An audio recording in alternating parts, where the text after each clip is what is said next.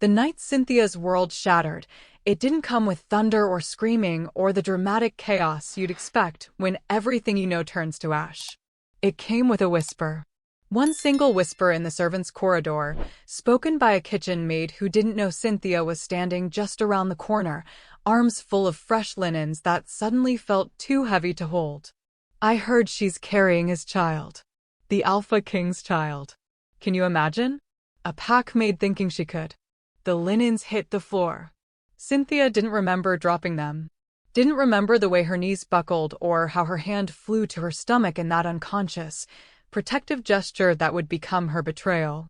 All she knew was that the secret she'd been carrying for 6 weeks, the impossible, terrifying, beautiful secret that she'd hidden from everyone including herself, was out. They knew. And if they knew, she was already dead. The rain came down like judgment as she ran. Cold. Relentless. Soaking through the thin fabric of her dress until it clung to her skin like a second layer of shame. Her bare feet slapped against the stone pathway of the royal gardens, each step a desperate prayer that she wouldn't slip, wouldn't fall, wouldn't give them another reason to call her clumsy. Unworthy. Beneath them. But she was already all of those things in their eyes, wasn't she? The royal gardens stretched out before her in the darkness, familiar paths now twisted into a labyrinth of shadows and whispers. Behind her, the grand hall blazed with light and laughter, the celebration of the Alpha King's return from the Northern Territories. Inside those walls, the pack drank and danced and pretended the world wasn't crumbling at the edges. Out here in the storm, the truth lived. Raw. Unfiltered. Terrifying. She pressed her hand against her stomach, that gesture that had become instinct now. Beneath her palm, beneath skin and muscle and the fear that threatened to consume her whole, something impossible was growing. Something that would change everything. Something that already had. Her breath came in short, sharp bursts. Not from running, though she had been running, hadn't she? From the moment she'd heard that whisper. From the second she'd realized her secret was no longer hers alone. They knew. Someone knew. And if someone knew, then everyone would know by morning. The pack maid who dared to dream above her station. The orphan girl who thought she could touch the untouchable. Thunder cracked overhead, and Cynthia flinched, her whole body trembling with something that wasn't entirely cold. Fear had a taste, she'd learned. Metallic. Bitter. It coated her tongue and made her want to scream, but she swallowed it down the way she'd swallowed everything else in her life. The loneliness. The longing. The nights she'd lain awake wondering if anyone would notice, if she simply vanished into the forest and never came back. The garden fountain loomed ahead, its marble edges gleaming in the occasional flash of lightning. She'd cleaned that fountain 100 times. 1,000. Had scrubbed the moss from between the carved wolves that circled its base, their stone eyes forever watching, forever judging. Even now, breathless and terrified, she found herself noting that the western wolf needed attention again. The thought almost made her laugh. Almost. Because what did it matter now? What did any of it matter? She stumbled to a stop beside the fountain, gripping its edge with white-knuckled hands. The water inside churned from the rain, dark and turbulent, reflecting nothing but chaos. Just like her life. Just like her future. Just like the mess she'd somehow fallen into despite every careful step, every cautious word, every attempt to remain invisible. Invisible. That's what she tried to be for 23 years. The girl who served without speaking. Who anticipated needs before they were voiced. Who made herself small enough, quiet enough, forgettable enough that the nobles would glide past her like she was just another piece of furniture in the grand estate. And it had worked. For years, it had worked. Until him. Until Morgan. Until the Alpha King had returned from the border with blood on his hands and something ancient and terrifying and achingly tender in his eyes when he looked at her. Really looked at her. Like she was more than just the girl who brought him tea in the mornings. More than the maid who changed his linens and kept his chambers in perfect order. Like she was someone. Cynthia's fingers tightened on the fountain's edge until the stone bit into her palms. She welcomed the pain. It was real. Solid. Unlike the memory of his touch, which felt more like a fevered dream with each passing day. Had it really happened? Had he really pulled her into the shadows of the library 3 weeks ago, his hands framing her face with a reverence that made her chest ache? Had he really whispered her name like a prayer, like a promise, like something sacred? Had he really told her that she was his? That she'd always been his? That fate had tied them together long before either of them understood what that meant. The rain plastered her dark hair to her cheeks, and she shoved it back with shaking hands. She needed to think. Needed to breathe. Needed to figure out what to do before. If you're planning to drown yourself in that fountain, I should warn you, it's only 3 feet deep. The voice came from everywhere and nowhere. Deep. Rough. Edged with something that might have been amusement if the words weren't delivered with such devastating gentleness. Cynthia spun, her heart launching itself into her throat. She knew that voice. Would know it in the darkest night, in the deepest crowd, in the space between sleeping and waking where dreams bled into reality. Morgan stepped out of the shadows beneath the garden arbor, and for a moment, all she could do was stare.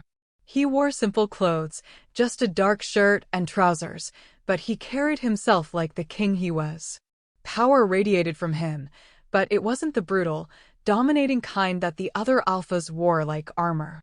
No, his was different. Quieter. More dangerous because it didn't announce itself. It simply was. His black hair was wet from the rain, pushed back from a face that could have been carved by the moon goddess herself if she'd been in a particularly artistic mood. Sharp cheekbones.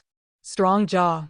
Eyes that shifted between amber and gold depending on the light, or his mood, or whether his wolf was close to the surface. Right now, in the darkness and storm, they looked almost bronze. Ancient. Knowing. You shouldn't be here, Cynthia managed, her voice barely audible over the rain. The celebration is exactly where it should be. Without me. He moved closer, each step deliberate, measured. Like he was approaching something wild that might bolt at any sudden movement. I was looking for you. Those 4 words shouldn't have had the power to unravel her completely, but they did. Her knees threatened to give out, and she locked them, refusing to show weakness. Refusing to let him see how thoroughly he'd destroyed her careful composure. Your Majesty, she started, falling back on the formal address like a shield. Don't. The command was soft, but absolute. Don't call me that. Not here. Not now. Not when you're standing in the rain looking like your world just ended. Hasn't it? The words burst out before she could stop them, sharp and raw and edged with something that might have been hysteria. Hasn't it ended? They're talking, Morgan. In the kitchens. In the corridors. They know. Somehow they know, and by morning the entire pack will know that the worthless Maid dared to. Breathe. Morgan was suddenly there, his hands on her shoulders, solid and warm despite the cold rain soaking them both. Cynthia. Breathe. She tried. She really did. But the air wouldn't come properly, wouldn't fill her lungs the way it should, and suddenly she was gasping, choking on panic and rain and the terrifying weight of everything that was happening. Everything that couldn't be happening. Everything that would destroy them both if the wrong people found out. If you're enjoying this story and want to know what happens next, hit that subscribe button for Cindy's Wolfheart stories. Because here, we don't just tell tales, we live them. Together. I'm sorry, she whispered, the words tumbling out like a confession. I'm so sorry. I didn't mean for this to happen. I didn't mean to. Stop. His hands moved from her shoulders to cup her face, tilting it up until she had no choice but to meet his eyes. The gold in them was burning now, bright and fierce. Stop apologizing for something that was meant to happen. That I made happen. Her breath caught. What? You heard me. His thumbs brushed across her cheekbones, wiping away rain or tears. She wasn't sure which anymore. Did you really think it was an accident? That night in the library? The way I pulled you close and told you that you were mine? Cynthia, I'm an alpha. I've spent my entire life learning control. Mastering instinct. If I got you pregnant, he paused, his voice dropping to something that was almost a growl. It's because some part of me, some deep, primal part that's known you were my mate since the moment I scented you 2 years ago, wanted to bind you to me in a way that nothing and no one could break. The world tilted. Or maybe she did. She couldn't tell anymore. 2 years. 2 years, he confirmed, and there was something almost like pain in his voice now. 2 years of watching you. 2 years of knowing I couldn't claim you the way my wolf demanded, because the pack wasn't ready. Because you weren't ready. Because there were threats on every border and enemies in every shadow, and I needed you safe more than I needed you acknowledged. His forehead dropped to touch hers, and his next words came out ragged. But then the war ended, and I came home, and you were there in the library, and I couldn't wait anymore. I couldn't keep pretending you weren't everything. Cynthia's world narrowed to the feel of his hands on her face, the heat of his body cutting through the cold rain, the impossible truth of what he was saying. You did this on purpose. Yes. You got me pregnant on purpose. Yes. No hesitation. No apology. Just that single word, delivered with absolute conviction. She should have been furious. Should have felt violated, manipulated, used. But all she could feel was a strange, terrifying sense of relief. Because if he'd done it on purpose, then it meant he wanted her. Not just in a moment of weakness. Not just because the bond had snapped and overwhelmed his better judgment. He wanted her. Chose her. Had been choosing her for 2 years while she'd walked through the palace thinking she was invisible. They'll destroy you, she whispered. The council. The nobles. Your own pack. They'll say I seduced you. That I trapped you. They'll. Let them try. The words were a promise and a threat wrapped in velvet darkness. You are bound to me forever, Cynthia. Not because of the child. Not because of some accident or trick. You're bound to me because you're my mate. My queen. The other half of my soul. And I will burn this entire kingdom to ash before I let anyone take you from me. The rain continued to fall, cold and relentless, but Cynthia barely felt it anymore. All she could feel was the warmth of his hands, the intensity of his gaze, the absolute certainty in his voice that made her want to believe, really believe, that maybe, just maybe, this impossible thing could work. That maybe she wasn't alone anymore. That maybe, despite everything, she'd finally found somewhere she belonged. The world didn't stop spinning just because Morgan had turned it upside down.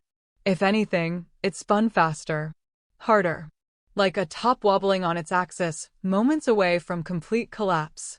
Cynthia stood there in the rain-soaked garden, his hands still framing her face, his words still echoing in the space between her heartbeats. Bound to me forever. I got you pregnant on purpose. You're my mate. Each declaration was a stone thrown into the calm waters of everything she'd believed about herself, creating ripples that spread wider and wider until nothing looked the same anymore. Say something, Morgan murmured, his thumb tracing the curve of her jaw with aching gentleness. Please, Cynthia. Say something. Anything. Even if it's to tell me I'm insane. You are insane. The words came out barely louder than a whisper. You're the Alpha King. You can't just decide to what? Love you. His voice dropped lower, rougher, edged with something that sounded almost like desperation. To claim you as mine? To bind myself to you in every way that matters? Watch me. The council will never allow it. The council doesn't get a vote in who my mate is. The moon goddess made that decision long before any of them were born. Your pack will accept you because I command it. And if they don't, something dangerous flickered in his eyes, then they'll learn what it means to defy their alpha. Cynthia's breath hitched. She'd seen that look before. Had witnessed it from a distance when Morgan dealt with threats to the kingdom. Cold. Absolute. The kind of authority that didn't ask for obedience, it demanded it. But she'd never had that intensity focused on her behalf. Never been the one he was willing to go to war for. It was terrifying. It was intoxicating. It was everything she'd never let herself dream about because dreaming felt too much like setting herself up for heartbreak. I don't understand, she said, and her voice cracked on the admission. 2 years, you said. 2 years you've known I was your mate. Why didn't you tell me? Why didn't you? Because I was afraid. The confession came out raw, unfiltered. Not of the pack's reaction. Not of the council or the nobles or any of the political nightmares that claiming you would create. I was afraid of you. Of me? The idea was so absurd she almost laughed. I'm nobody. I'm nothing. How could you possibly? Stop. His hands tightened on her face, just slightly, just enough to make her focus on him completely. Stop calling yourself nothing. Stop diminishing what you are. You have no idea, do you? No concept of the effect you have. The way you move through the palace like sunlight filtering through storm clouds. The way you hum while you work, these little melodies that get stuck in my head for days. The way you touch things, the flowers, the books, even the damn furniture, like they're precious. Like everything deserves gentleness. He paused, his amber eyes burning into hers with an intensity that made her chest ache. I was afraid, he continued, that if I told you what you meant to me, you'd look at me the way you're looking at me right now. Like I'm crazy. Like I've built up some fantasy in my head that has nothing to do with reality. I was afraid you'd think it was just the mate bond making me feel things that weren't real. That you wouldn't believe me when I told you I'd been falling for you long before I understood what the bond meant. Cynthia's throat tightened. Morgan. I watched you for months before I even admitted to myself what you were to me, he said, the words tumbling out now like he'd been holding them back for too long. Told myself I was just being observant. Just making sure the staff was doing their jobs properly. Just ensuring the palace ran smoothly. But then I started finding excuses to be in whatever room you were cleaning. Started requesting tea at times when I knew you'd be the one to bring it. Started attending functions I normally avoided because I knew you'd be there, serving in the background, thinking no one noticed you. His forehead touched hers again, and she felt the tremor that ran through him. But I noticed you, Cynthia. I always noticed you. And the more I watched, the more I saw how different you were from every other person in this palace. You never angled for power. Never tried to manipulate situations to your advantage. Never treated the other servants like competition or the nobles like gods. You just existed. Purely. Honestly. Like you were the only real thing in a world full of performances. That's not, she started, but he kept going. Do you know what you did 3 months ago? He asked. When that visiting alpha from the Northern Pack accidentally knocked over his wine and blamed you for being clumsy. When he demanded you be punished in front of everyone. She remembered. How could she forget? The humiliation of standing there while Lord Fennec screamed at her, his face red with false rage, enjoying the power trip of terrorizing someone who couldn't fight back. You apologized, Morgan continued, his voice tight with barely suppressed anger. Even though everyone in that room knew it was his fault. Even though he did it deliberately because he's a sadistic bastard who gets off on bullying people weaker than him. You apologized with your head down and your voice steady, and then you cleaned up the mess without a single tear. Without a single word of complaint. What else was I supposed to do? She whispered. Fight back. Defend yourself. Show even a hint of the fire I could smell burning beneath your submission. His hands slid down to her shoulders, gripping them firmly. But you didn't. And do you know why that terrified me? Because I realized in that moment that if you could face that kind of cruelty and still maintain your composure, still hold on to your gentleness, still refuse to let the world make you bitter, then you were stronger than any warrior I'd ever commanded. Stronger than me. Cynthia's vision blurred. She didn't remember starting to cry, but tears were streaming down her face now, mixing with the rain that had finally started to slow. You think I'm strong? The words came out broken, disbelieving. I think you're the strongest person I've ever met, he said simply. And I think I've spent 2 years trying to be worthy of you. Worthy of me? The idea was so backwards, so completely inverted from reality, that she actually did laugh, a wet, slightly hysterical sound. Morgan, you're the Alpha King. You've led armies, negotiated treaties, held this kingdom together through wars and famines and threats from every border. I changed bedsheets and scrub floors. How could you possibly need to be worthy of me? Because you have something I don't. His voice dropped to barely more than a whisper. Peace. You have this stillness inside you. This ability to find beauty in small things and joy in simple moments. You make me feel like maybe, just maybe, I'm more than just the weight I carry. More than just the crown and the title and the endless responsibilities. When I'm near you, I remember what it feels like to be just. Morgan. Not the Alpha King. Not the warrior. Not the diplomat. Just a man who wants something for himself instead of for the pack. The rain had stopped completely now. The storm was moving on, leaving behind only the soft drip of water from leaves and the clean, fresh scent of earth after rainfall. In the distance, the palace still glowed with celebration, but here in the garden, wrapped in shadows and secrets, they might as well have been the only two people in the world. I'm scared, Cynthia admitted, because what else could she say?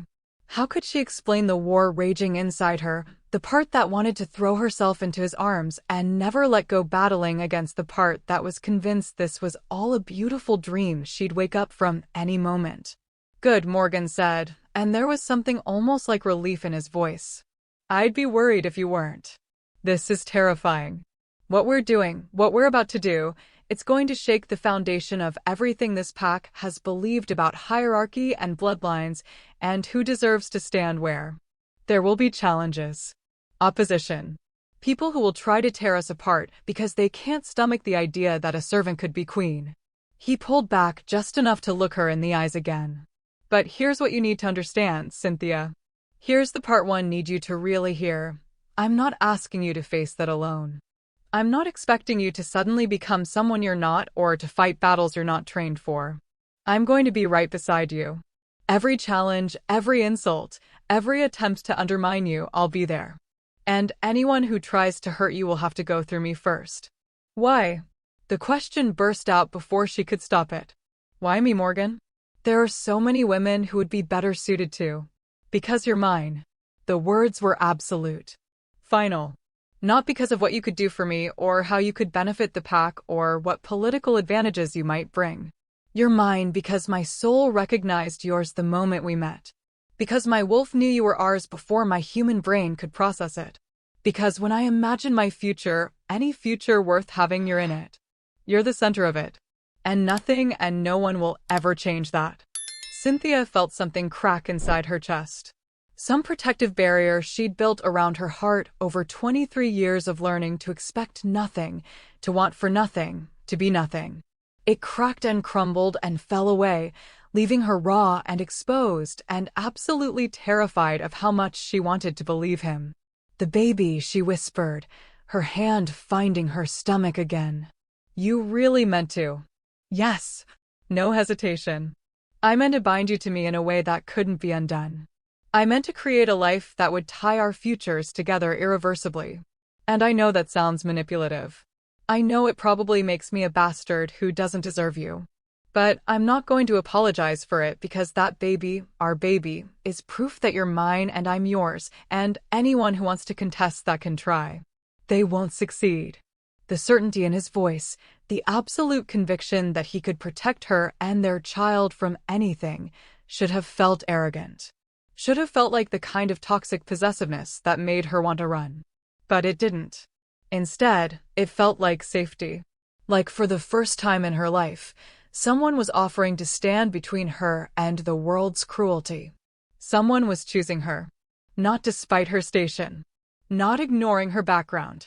But seeing all of it and still deciding she was worth fighting for.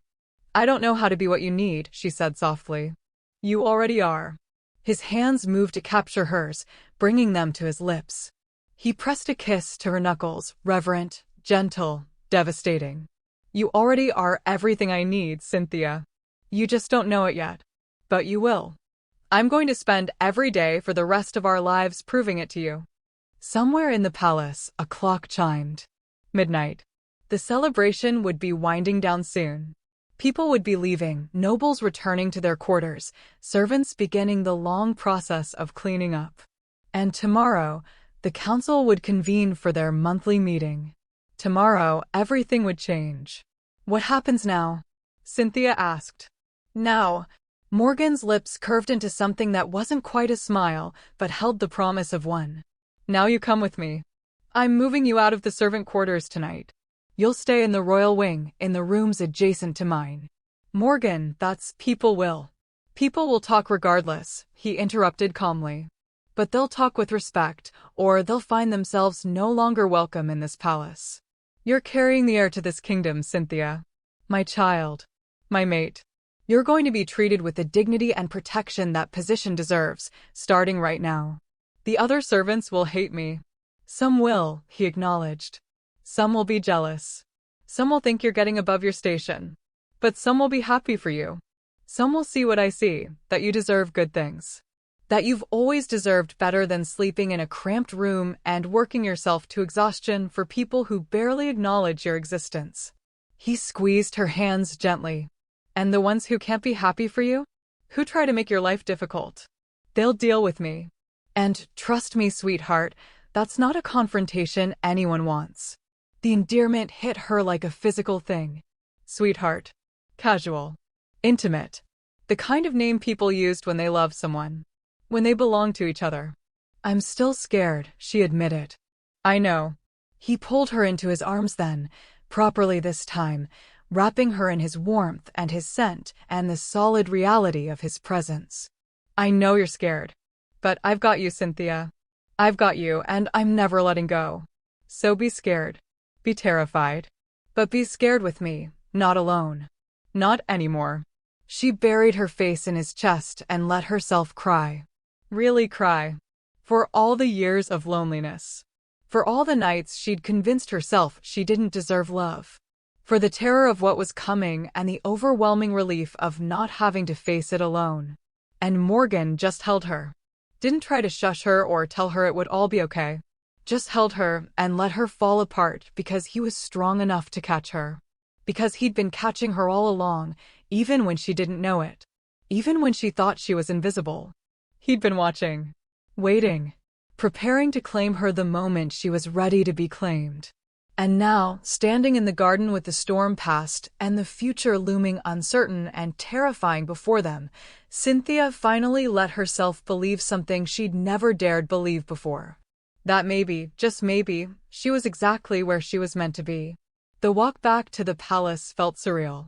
Cynthia moved through the gardens with Morgan's hand wrapped firmly around hers, their fingers intertwined like they'd been doing this forever instead of for the first time. Each step took her further from the girl who'd run into the storm 3 hours ago and closer to, what? A queen? A mate? Someone who mattered? The concepts felt foreign. Dangerous.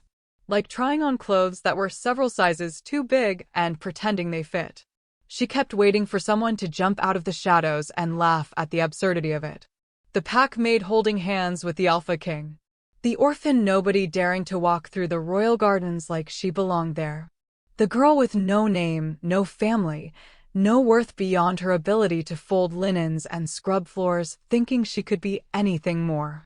But no one jumped out. No one laughed.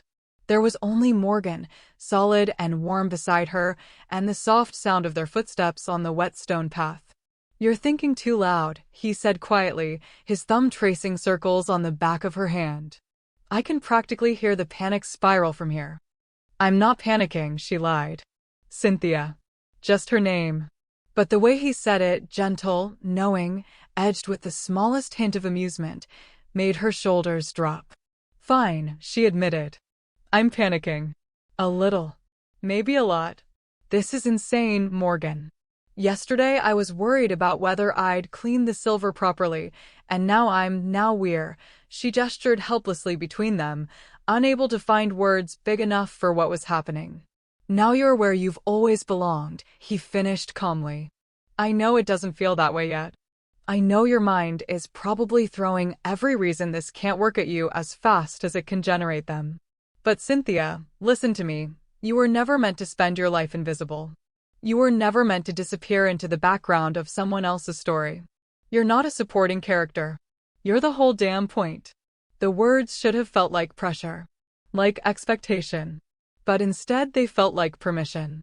Permission to take up space. To be seen. To matter. It was terrifying. They reached the servants' entrance to the palace, a small, unadorned door that Cynthia had used thousands of times. Her feet stopped automatically, muscle memory trying to pull her toward the familiar route to the servant quarters. But Morgan kept walking, tugging her gently in the direction of the main entrance. "Not that way anymore," he said softly. "Never that way again. Morgan, people will see." "Good." His voice was firm. "Let them see. Let them start getting used to the idea that you're not hiding anymore." But as they approached the grand entrance, Cynthia's chest tightened. Through the tall windows, she could see the last stragglers from the celebration. Nobles in their finery, laughing and talking, moving through the palace like they owned it. Because they did own it, in a way. They belonged to this world of titles and bloodlines and ancient privileges that went back generations. She didn't. She'd never belonged here, and no amount of Morgan's certainty could change that fundamental truth. "I can't," she whispered, her feet rooting to the spot. "Morgan, I can't walk through there. Not like this. Not with everyone." "You can." He stopped, turning to face her fully. His hands came up to cup her face again, and his eyes held hers with unwavering intensity. "You can because you're stronger than you think. You can because I'm right here. And you can because you've already survived worse than some nobles' judgmental stares." The words hit something deep inside her. A memory she'd tried so hard to bury that sometimes she almost convinced herself it had never happened. Almost. "You don't know that," she said quietly. "You don't know what I've survived." "Then tell me." His voice dropped lower, softer. "Tell me, Cynthia. Help me understand what put that shadow in your eyes. What made you so convinced you don't deserve good things?" She'd never told anyone. Not in the 11 years since it happened. Not in all the time she'd spent scrubbing floors and changing sheets and making herself as small and forgettable as possible. Because talking about it meant remembering, and remembering meant feeling it all over again. But Morgan was looking at her like she was something precious. Like her pain mattered. Like her story deserved to be heard. And maybe, just maybe, it was time to stop carrying it alone. "I wasn't always a servant," she said, the words coming out barely louder than a breath. "I know everyone assumes I'm just some orphan who was lucky enough to be taken in by the pack, but that's not the whole story." Morgan's expression didn't change, but his hands tightened slightly on her face. "Encouraging. Supportive. Waiting. My mother was a wolf," Cynthia continued, her throat tight. "Not from this pack.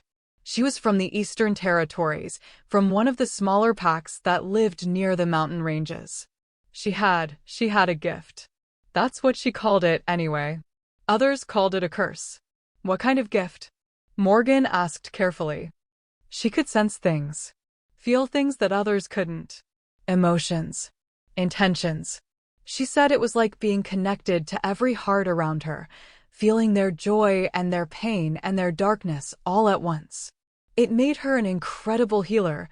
She could sense exactly what was wrong with someone, what they needed, how to help them. But it also made her fragile. Too much darkness, too much pain around her, and she'd start to break under the weight of it. Cynthia's eyes burned, but she forced herself to keep going. When she was 18, her pack tried to use her gift as a weapon. They wanted to send her to enemy territories to spy, to manipulate, to weaponize her ability to feel what others felt. She refused.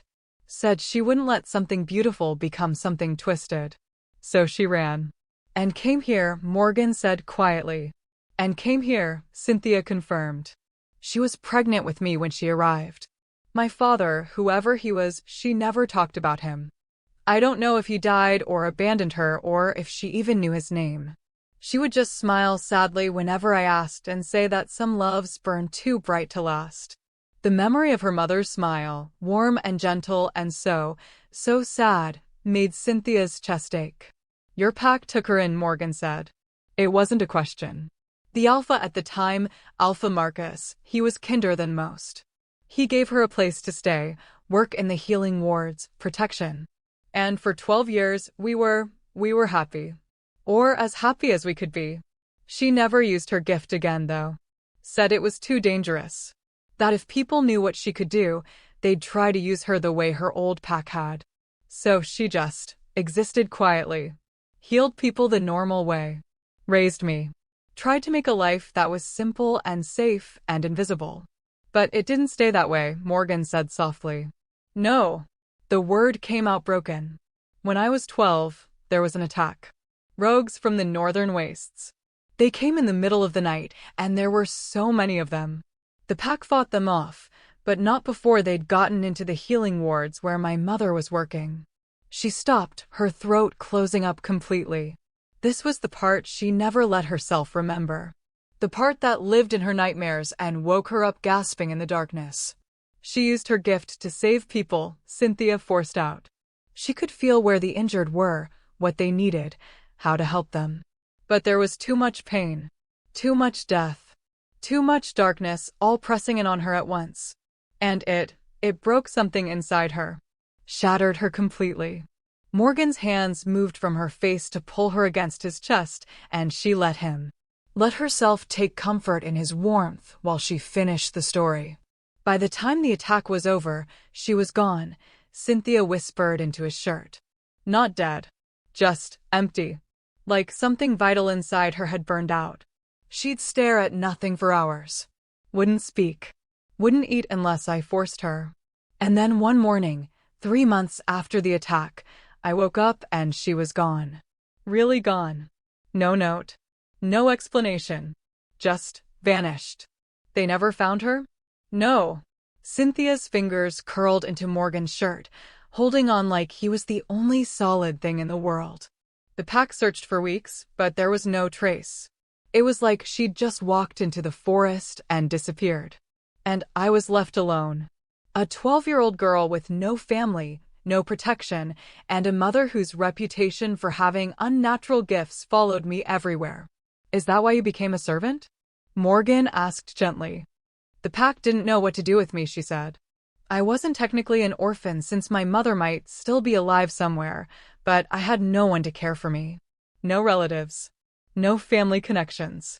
Alpha Marcus offered me a place in the servant quarters, said I could work for my keep until I was old enough to decide what I wanted to do with my life. At the time, I thought it was kindness. Now I realize it was just convenient. A way to deal with the problem child without having to actually deal with her. Cynthia. They watched me, she continued, needing to get it all out now that she'd started. For years, they watched me. Waiting to see if I'd develop the same gift my mother had. Waiting to see if I'd become dangerous. Useful. Something they'd need to control or eliminate. But I never showed any signs. No abilities. No powers. Just nothing. I was just a normal wolf. Boring. Forgettable. Safe. That must have been lonely, Morgan said quietly. The understanding in his voice nearly broke her. It was, she admitted. It was so lonely. I learned pretty quickly that being invisible was better than being watched. That if I made myself small enough, quiet enough, if I never asked for anything or expected anything, people would eventually forget to be suspicious of me. So that's what I did. For 11 years, I made myself invisible. And I was good at it. So good that I started to believe that's all I was. Just a shadow. Just a ghost haunting the palace, useful only for the work I could do. She pulled back enough to look up at Morgan, and the expression on his face made her chest ache. There was fury there, cold and controlled, but absolutely devastating. Not at her. At the situation. At the pack that had let a grieving child believe she was worthless. That's why you flinched when I said I noticed you, she said, the realization hitting her even as she spoke. Why you looked surprised when I said I didn't think anyone saw me. Because you couldn't understand how someone could live in the palace for 11 years and believe they were invisible. I can't, Morgan confirmed, his voice tight. I can't understand how an entire pack could look at a child who'd lost everything and decide the best course of action was to make her feel like she didn't matter. Like she was something to be monitored and managed instead of protected and cherished. They were afraid, Cynthia said quietly. Of what I might become. Of what my mother's gift might have passed to me. Fear makes people cruel. Fear is not an excuse for cruelty. The words were hard. Final. And you deserved better. You deserved so much better than what they gave you. Maybe. She managed a weak smile. But if things had been different, I might not have been in the library that night. Might not have been there for you to find. So maybe it all happened the way it was supposed to. Don't do that, Morgan said firmly. Don't try to justify their failure to protect you by saying it led you to me. You could have found me anyway. Should have found me anyway. But without spending 11 years believing you were worthless. He was right. She knew he was right. But the habit of making excuses for people who'd hurt her was so deeply ingrained that she wasn't sure how to stop. Do you have it? Morgan asked suddenly. Your mother's gift? The question made her freeze. I don't know. I never tried to find out. I was too afraid of what it would mean if I did. Too afraid that if I had it, the pack would what? Use you the way they tried to use her. His hands tightened on her shoulders. Cynthia, listen to me very carefully. I don't care if you have every gift the moon goddess ever created or none at all. I don't care if you can sense emotions or move mountains or if you're just exactly who you appear to be. You're mine because of who you are, not what you can do. And anyone who tries to use you for power or advantage will answer to me. Do you understand? She wanted to believe him. Wanted to trust that it could be that simple. But 11 years of watching her back and expecting betrayal didn't disappear just because someone finally said the right words. I'm broken, she whispered. Morgan, I'm so broken. I don't know how to let people in. I don't know how to trust that good things can stay good. I don't know how to be anything except afraid. Then we'll figure it out together. His forehead touched hers again, and his voice dropped to something achingly gentle. You're not broken, sweetheart. You're wounded. There's a difference. Broken things can't be fixed. But wounds? Wounds can heal. Especially when you're not trying to heal them alone. The tears came again, hot and overwhelming. But this time, they didn't feel like weakness. They felt like release. Like finally letting go of all the years of holding everything in, of pretending she was fine, of convincing herself she didn't need anyone. I don't know how to do this, she admitted through the tears. How to be your mate. How to be a queen. How to be anything except what I've always been. You don't have to know, Morgan said simply. You just have to be willing to try. To let me help you. To trust that I'm not going anywhere even when it's hard. Even when you're scared. Even when every instinct you have tells you to run because surely this is too good to be true. Is it? She asked. Too good to be true? No. The word was absolute. Final. It's just good, Cynthia. Sometimes things are just good. Sometimes people get what they deserve not because they fought for it or earned it or proved themselves worthy, but because the universe finally decided to stop being cruel. And maybe, just maybe, you're allowed to have something good without waiting for the other shoe to drop. She wanted to believe it so badly it physically hurt. What if I can't do this? She whispered. What if I'm not strong enough? Then I'll be strong enough for both of us until you are. His lips brushed her forehead, gentle and reverent. That's what mates do, Cynthia. We carry each other. And right now, you need carrying. So let me carry you until you remember how to walk on your own. And then, when you're ready, when you're strong again, you can carry me when I need it. Because trust me, sweetheart, I'm going to need it. Being Alpha King isn't all power and authority.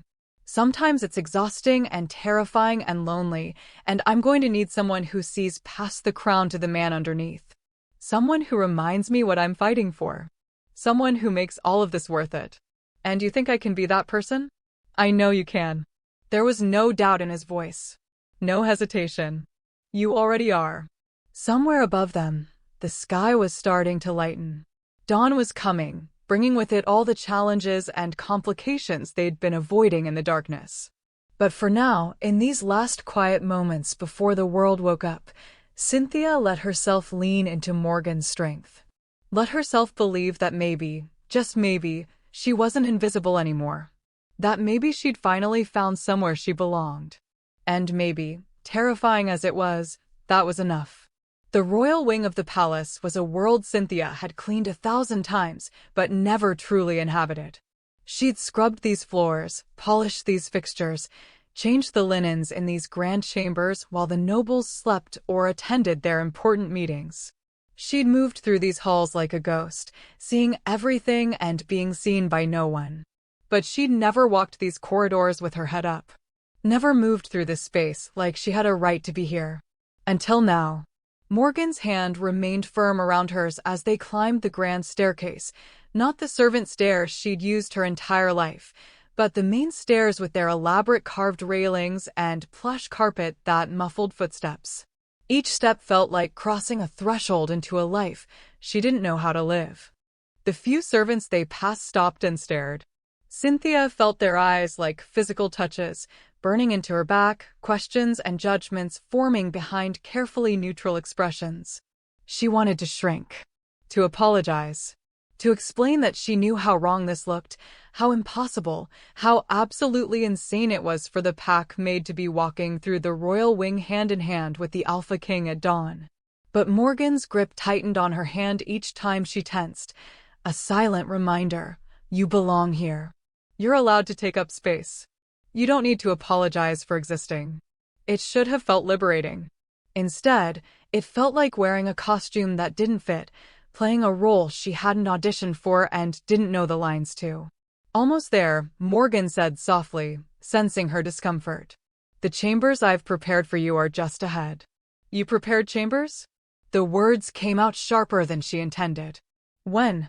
How long have you been planning this? He had the grace to look slightly sheepish. About 3 weeks. Since the night in the library. 3 weeks. She stopped walking, forcing him to stop too. Morgan, you've had rooms prepared for me for 3 weeks and didn't think to maybe mention this? To ask if you wanted them? If you'd accept them? His amber eyes held hers steadily.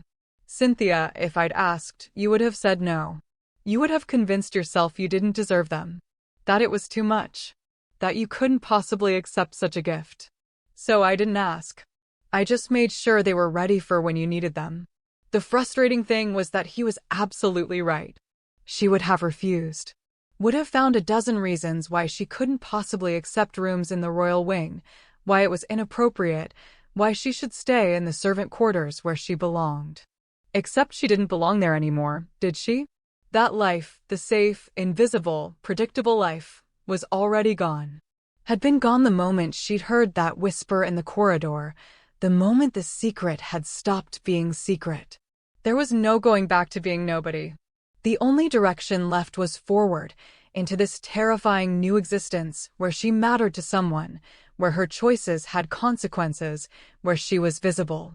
You're infuriating, she said, but there was no real heat in it. I know. His smile was soft, almost apologetic. But I'm infuriating in your favor.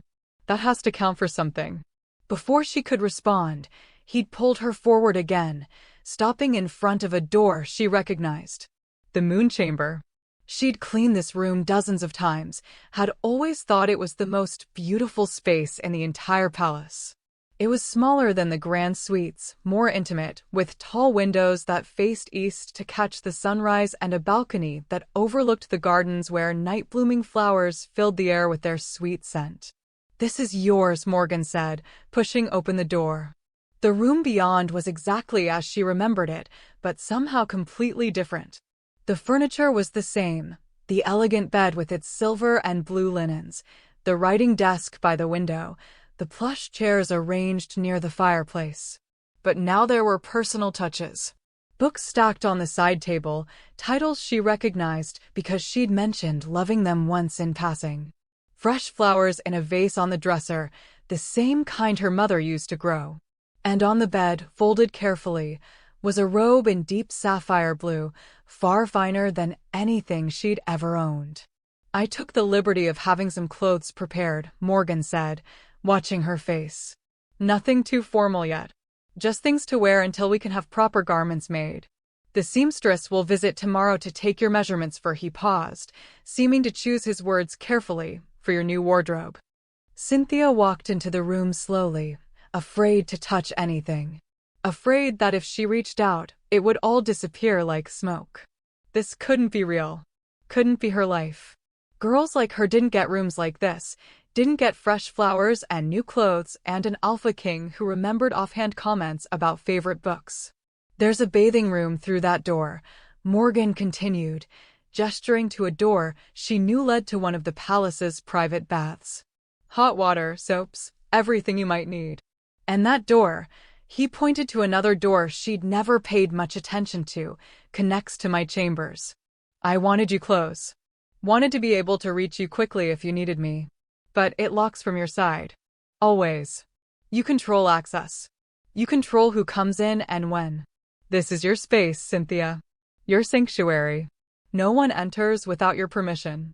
The thoughtfulness of it nearly broke her. He'd thought of everything. Her comfort. Her safety. Her need for control in a situation where she had so little of it. Why the moon chamber? She asked, her voice barely above a whisper. Because you belong to the moon. The answer was immediate, like he'd been waiting for the question. I've watched you, remember? I've seen you standing in the gardens at night, face turned to the sky like you were listening to something the rest of us couldn't hear. The moon calls to you, Cynthia. I don't know why yet, but it does. So I wanted you in the room where you could be close to it. Where you could see it rise every night and know that you're exactly where you're meant to be. Tears pricked her eyes again. She was so tired of crying, but the tears kept coming anyway. Because nobody had ever paid this much attention to her. Nobody had ever cared enough to notice her small habits, her quiet preferences, the way she tilted her face to the moonlight like she was seeking comfort from the only constant thing in her life. I don't deserve this, she said, because what else could she say? You deserve so much more. Morgan crossed the room to her, his hands coming up to frame her face in that gesture that was becoming familiar. And I'm going to spend the rest of my life proving it to you. But for right now, I need you to rest. To let your body and mind process everything that's happened tonight. To give yourself permission to just be. I don't know how to just be, she admitted. I've spent so long being useful, being productive, being whatever people needed me to be. I don't know how to exist without a purpose. Your purpose right now is to take care of yourself and our child. His hand moved to cover hers where it rested against her stomach. That's all I need from you, Cynthia. Just take care of yourself. Rest. Eat. Let yourself heal from all the years of putting everyone else first. Can you do that? She wanted to say yes. Wanted to promise she could just relax and let herself be taken care of. But the habit of constant vigilance, of always being ready to serve, was too ingrained. I'll try, she said instead, and at least that was honest. That's all I ask. He pressed a kiss to her forehead, lingering there for a moment like he was breathing her in. I need to attend to some things, paperwork, preparations for the council meeting this afternoon. But I'll send breakfast up within the hour. And Cynthia. He pulled back enough to look her in the eyes. If you need me, for any reason, just open that connecting door. I'll hear you. And I'll come. Always. The promise should have felt smothering. Should have felt like too much, too fast, too intense. But instead it felt like safety. Like knowing that for the first time in 11 years, she wasn't alone in the dark. He left reluctantly, pausing at the door to look back at her one more time before disappearing into his own chambers. And then Cynthia was alone in the moon chamber, surrounded by luxury she'd never dreamed of having, carrying a child that would change the kingdom, and terrified out of her mind. She moved to the window, drawn to it like always. The sun was rising now, painting the sky in shades of pink and gold. The storm had washed everything clean, leaving the world looking fresh and new and full of possibility. Below, in the gardens, she could see the fountain where her world had shattered and reformed just hours ago. Had it really been just hours? It felt like a lifetime. A soft knock at the door made her jump. For a moment, panic seized her. Someone had found out. Someone was coming to tell her this was all a mistake. She needed to go back to the servant quarters where she belonged. But then a gentle female voice called out. Miss Cynthia? The Alpha King sent me. May I enter? Mississippi. Not Cynthia the maid. Not the servant girl. Just Miss Cynthia. Like she was someone worth respecting. Yes, she called back, her voice only shaking a little. Please come in. The door opened to reveal an older woman Cynthia recognized immediately. Mira. The head housekeeper. She'd always been kind to Cynthia, had never treated her with the casual cruelty some of the other senior staff exhibited toward the lower servants. But she'd never been particularly friendly either. Just professional, distant. Now, though, there was something different in her expression. Something that looked almost like approval. "Good morning, Miss," Mira said, carrying a tray laden with food. "The Alpha King instructed me to bring your breakfast personally and to offer my services as your lady's maid until more permanent arrangements can be made." "My lady's maid?" Cynthia repeated, the words feeling foreign in her mouth. "Yes, miss." Mira set the tray on a small table near the window and began arranging the dishes with practiced efficiency. "Someone to help you dress, manage your wardrobe, attend to your needs. It's customary for women of your station." Women of your station. The phrase hit Cynthia like a physical blow. She didn't have a station. She was nobody. She was. But that wasn't true anymore, was it? She was carrying the heir to the kingdom. She was the Alpha King's mate. She had a station now whether she wanted one or not. "I don't know what I'm supposed to do," Cynthia admitted quietly. "How I'm supposed to act. What's expected of me." Myra's expression softened. "If I may speak freely, miss? Please. You've spent years in this palace.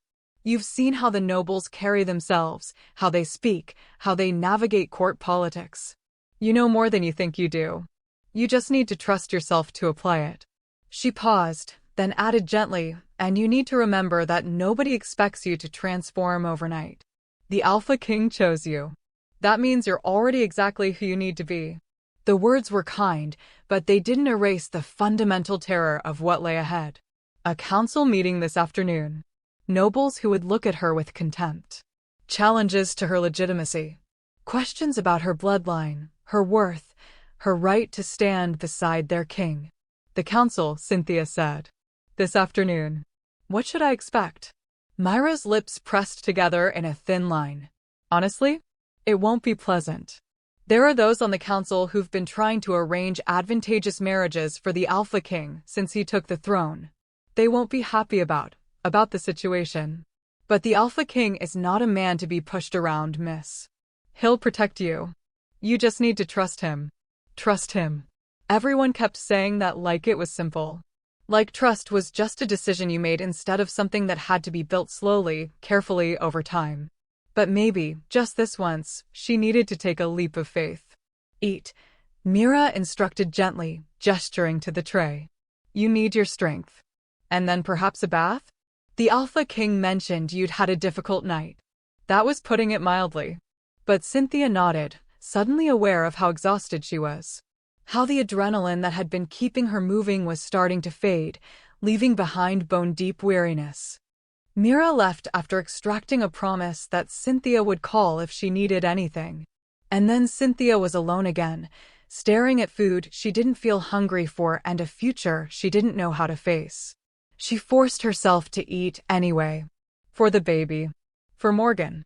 For the version of herself that was going to have to walk into that council meeting this afternoon and prove she deserved to be there. The food was delicious, fresh bread, soft cheese, fruit that must have been imported from somewhere warm. The kind of breakfast she'd served to nobles countless times, but never eaten herself. Each bite felt like a small rebellion. A tiny claim to a life she'd never dared want. When she finished, she moved to the bathing room. The tub was enormous, already filled with steaming water that smelled of lavender and something sweet she couldn't identify. Someone, probably Mira, had anticipated her needs and prepared it. Cynthia undressed slowly, catching sight of herself in the full-length mirror and stopping. She'd spent so long avoiding her own reflection, keeping her eyes down, not wanting to see the person she'd become. But now she forced herself to look. She looked tired. Thin. Like someone who'd been running on fear and determination for so long they'd forgotten what rest felt like. But there was something else too. Something new in her eyes. A spark of something that might have been hope or might have been terror or might have been both at once. And her hand, resting against her still flat stomach. Protecting. Claiming. Already loving the impossible thing growing inside her. She sank into the hot water with a sigh that came from somewhere deep in her soul. The heat seeped into her muscles, loosening tension she'd been carrying for so long it had become part of her structure. She let herself float, let herself drift, let herself be nothing for just a moment except a woman in a bath. When she finally emerged, clean and warm and wrapped in the softest robe she'd ever touched, the sun was fully up. Morning had arrived, and with it, all the challenges she'd been trying not to think about. She moved to the balcony, needing air, needing space, needing to see something beyond the walls closing in around her.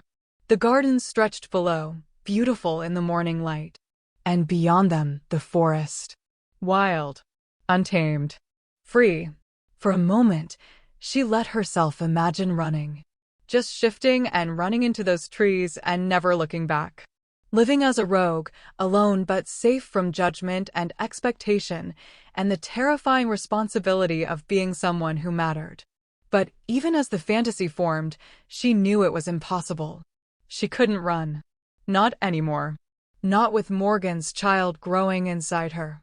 Not with the mate bond she'd felt snap into place the moment he'd touched her, tying them together in ways she was only beginning to understand. She was bound to him. Had been bound to him, apparently, for 2 years while she lived in ignorance of his attention, his interest, his absolute certainty that she was his. And now she needed to figure out what that meant. What it meant to be claimed. To be wanted. To be seen. A flutter of movement in the garden caught her attention. A bird landing on the fountain, dipping its beak into the water. Such a simple thing. So ordinary. But it reminded her of something her mother used to say, back before everything fell apart. The moon goddess gives us signs, little one. We just have to be brave enough to look for them. Cynthia had never been sure she believed in signs. In fate. In the idea that the universe was guiding them towards something larger than themselves. It had always felt like the kind of comfort story people told themselves to make sense of chaos. But standing here, in the moon chamber, carrying the Alpha King's child, bound to a man who'd been watching her for 2 years waiting for the right moment to claim her, maybe there was something to it. Maybe this was all supposed to happen exactly this way. Or maybe she was just desperately trying to find meaning in something that was equal parts beautiful and terrifying. Either way, there was no going back. Only forward.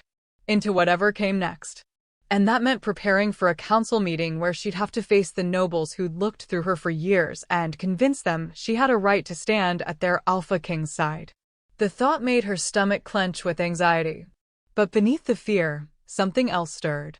Something that might have been her mother's strength, passed down through blood and memory. Something that might have been her own courage, dormant for so long she'd forgotten she possessed it. Something that whispered, "You've survived worse. You can survive this too."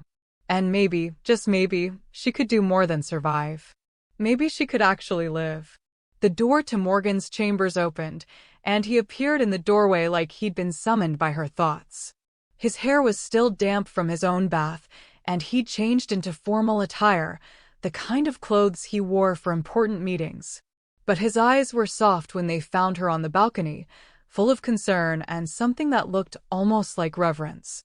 "You should see the sunrise from here," she said before he could ask if she was okay. "It's beautiful." He crossed the room to join her on the balcony, and they stood there together, watching the world wake up. His arm wrapped around her waist, pulling her against his side, and she let herself lean into his strength. "The council meets in 6 hours," he said quietly. "I need you to understand what's going to happen. What they're going to say. How they're going to try to undermine you. I know." Her voice was steadier than she felt. "I've worked in this palace for 11 years, Morgan. I know exactly how nobles treat people they consider beneath them. I know what they're going to think. What they're going to assume. And knowing that, you're still willing to face them?" She thought about it. Really thought about it. Because she could refuse.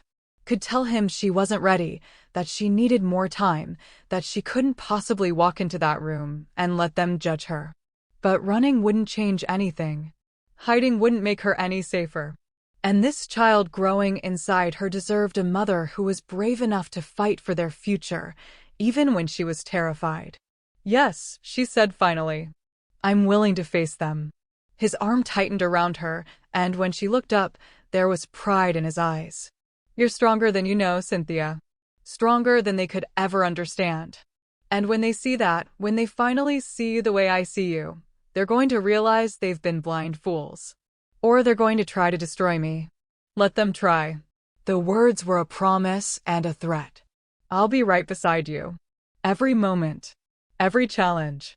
And anyone who tries to hurt you will learn very quickly that hurting my mate is the fastest way to earn my fury.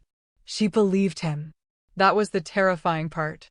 She believed that he would actually go to war for her if necessary, would burn down his own kingdom to keep her safe. And that meant she couldn't be weak. Couldn't be the cowering, invisible girl she'd been for so long. She needed to be someone worthy of that devotion. Someone strong enough to stand beside an alpha king. Teach me, she said suddenly. Before the meeting, teach me how to hold myself. How to speak. How to be what they need me to be. You don't need to be anything except yourself, Morgan said firmly. That's not true, and you know it. She pulled away slightly to face him fully. Myself is a servant who knows how to clean and follow orders. That's not going to be enough in that council chamber. So teach me. Please. Help me be more. He studied her for a long moment, something shifting in his expression. Then he nodded slowly. All right, he said. But on one condition, you remember that you're not pretending to be someone you're not. You're just learning to show the strength that was always inside you. The nobility they're going to expect? You already have it.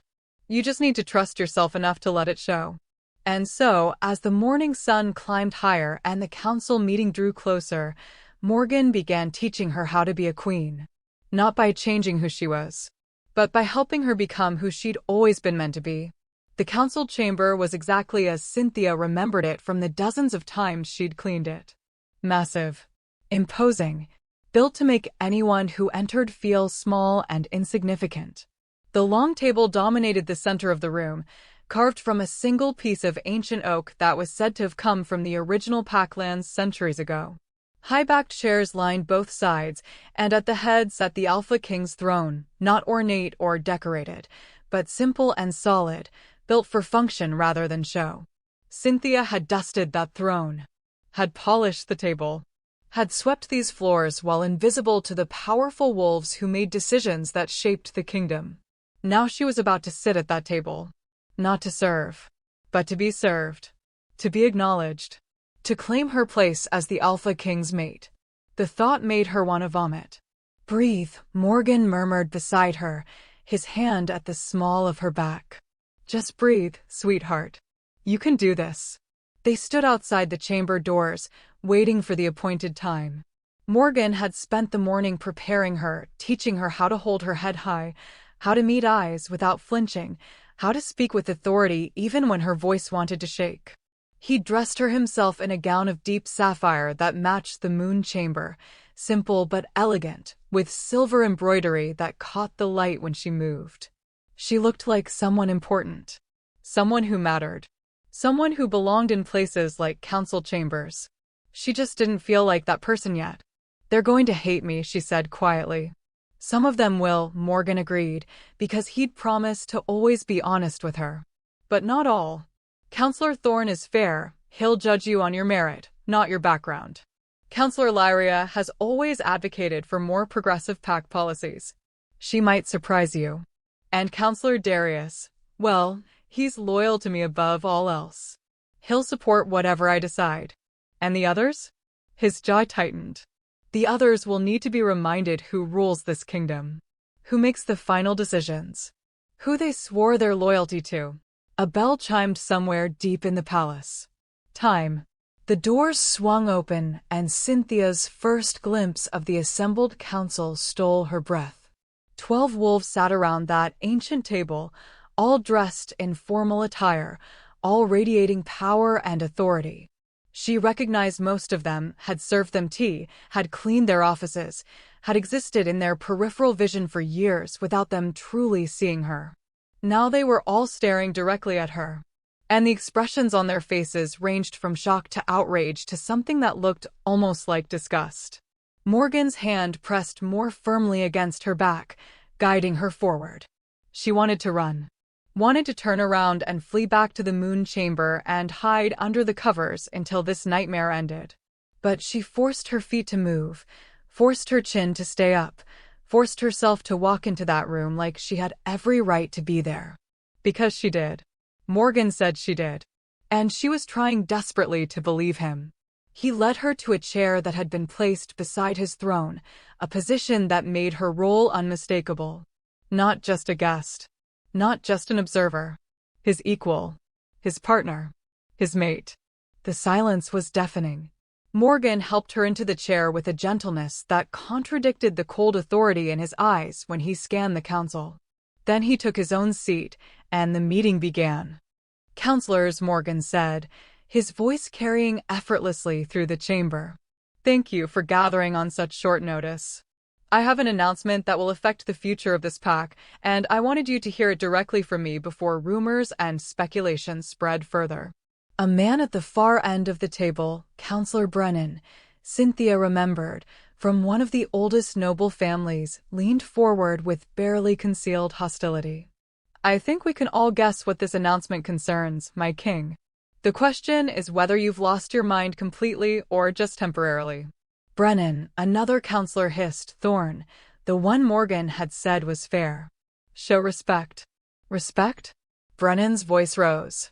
"He wants us to show respect while he parades a servant into our council chamber like she has any right to." "Careful." Morgan's voice dropped to something dangerous. "Very careful how you finish that sentence." The temperature in the room seemed to drop 10 degrees. Cynthia felt her wolf stir inside her, responding to the alpha dominance rolling off Morgan in waves. This was what he'd warned her about. The challenges. The opposition. The wolves who would see her as an insult to everything they believed about bloodlines and hierarchy. "All I'm saying," Brennan continued, though his voice had lost some of its certainty, "is that this is highly irregular. Unprecedented. You can't possibly expect us to." "I expect you to listen," Morgan interrupted, his tone brooking no argument. "And then I expect you to accept what I'm about to tell you. Because it's not up for debate. It's not up for a vote. It's a fact that you will acknowledge, or you will find yourself removed from this council. Am I clear?" The threat hung in the air like a blade. "Crystal," Brennan muttered, but he sat back in his chair, arms crossed defensively. Morgan's hand found Cynthia's beneath the table, squeezing gently, reminding her she wasn't alone. That he was right here, right beside her, ready to fight any battle that came. "Cynthia is my mate," Morgan said clearly, and even though they'd practiced this moment all morning, hearing him say it publicly, officially, made something in her chest constrict. "The moon goddess herself chose her for me 2 years ago when the bond first made itself known. I have spent those 2 years waiting for the right moment to claim her, and that moment has come. She carries my child, the heir to this kingdom. And she will be my queen." The explosion was immediate. "Impossible. She's nobody. Her bloodline is. She doesn't even have a family name." The voices overlapped, rising in volume and indignation, until Morgan's fist came down on the table with enough force to crack the ancient wood. The silence that followed was absolute. "Enough," he said quietly, but the word carried the weight of absolute command. "I did not ask for your opinions. I did not request your approval. I am informing you of a reality that already exists. Cynthia is my mate. That is not negotiable. Not challengeable. Not subject to your personal feelings about bloodlines or tradition or what you think is proper. But my king," this was Counselor Petra, a woman with silver hair and sharp eyes who'd always struck Cynthia as particularly cruel. "Surely you see how this looks. A servant? Carrying your child? It's scandalous. It suggests impropriety. It suggests you've been what?" Morgan's voice was deadly soft. "Say it, Petra. Tell me what you think I've been doing." Petra's mouth snapped shut, but her expression spoke volumes. She thought he'd been having an affair. Thought he'd gotten a servant pregnant through carelessness or lust or some failure of control. Thought this was a mistake he was trying to legitimize rather than a bond recognized by the moon goddess herself. And Cynthia realized with growing horror that most of them probably thought the same thing. "You think I'm lying about the mate bond," Morgan said, reading the room accurately. "You think this is just me trying to save face after an indiscretion. You think I'm elevating a servant because I got caught in a scandal rather than because she's genuinely my fated mate. The lack of denial from the council told him everything he needed to know. His laugh was harsh and humorless. Do you really think so little of me? Do you really believe I would fabricate something as sacred as a mate bond? That I would lie about the moon goddess's choice to cover up a mistake? We're not questioning your integrity, Thorn said carefully, and his tone suggested he actually meant it. But my king, you must see how unusual this is. Mate bonds between wolves of such different stations are extraordinarily rare. Not unheard of, certainly, but rare enough that skepticism is understandable. It was the most diplomatic way possible to say, "We don't believe you." Cynthia felt something crack inside her chest. She'd known this would be hard. Had expected hostility. But hearing them essentially call Morgan a liar, hearing them dismiss the bond that she could feel thrumming between them like a living thing, it hurt more than she'd anticipated. "Then test it," she said suddenly, her voice cutting through the tension. Every eye in the room swiveled to her. Morgan's hand tightened on hers in warning, but she ignored it. She was tired of being talked about like she wasn't there. Tired of being the subject of debate rather than a participant in it. "What?" Brennan said, leaning forward with interest that looked almost predatory. "Test it," Cynthia repeated, forcing her voice to stay steady. "If you don't believe the mate bond exists, then test it. There are ways, aren't there?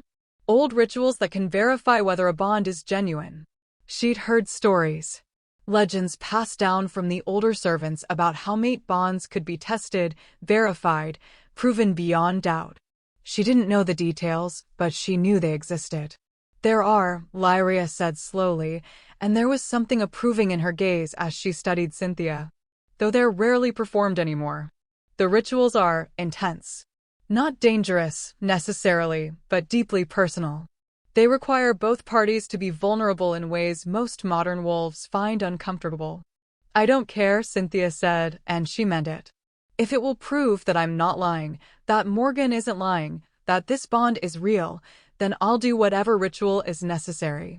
"Cynthia," Morgan said quietly, a warning in his voice. "You don't have to." "Yes, I do." She finally looked at him, and something must have shown in her eyes because his expression shifted. "I need to do this. Not just for them. For me. I need to know that what I feel is real. That this isn't just wishful thinking or pregnancy hormones or some desperate need to believe I matter to someone." The admission cost her, but it was true. Part of her still didn't quite believe that the Alpha King could genuinely be her mate. Still wondered if this was all some elaborate kindness that would dissolve once he came to his senses. Morgan looked like he wanted to argue, but then something in his expression softened. Understanding. He knew her doubts. Had probably sensed them all along. "All right," he said quietly. "If that's what you need, then we'll do the ritual." "I must advise against this," Thorn said, but he sounded more concerned than opposed. "The bonding verification ritual requires both parties to open themselves completely to each other. To share not just emotions but memories, pain, fears. It's not something to undertake lightly, especially not in front of the council." "Then we do it privately," Morgan said. "With only the ritual keeper present." "No." Cynthia's voice was firm. "We do it here. Now. In front of everyone. So there can be no doubt. No questions. No rumors that the ritual was faked or influenced." "You don't know what you're asking for," Petra said, but there was something almost like respect in her voice now. "The ritual will expose everything. Every secret. Every vulnerability. Every moment of pain or shame or fear. There will be no hiding. No privacy. Are you truly prepared for that?" Cynthia thought about her mother. About the years of making herself invisible. About the secret she'd been carrying, the question of whether she'd inherited her mother's gift.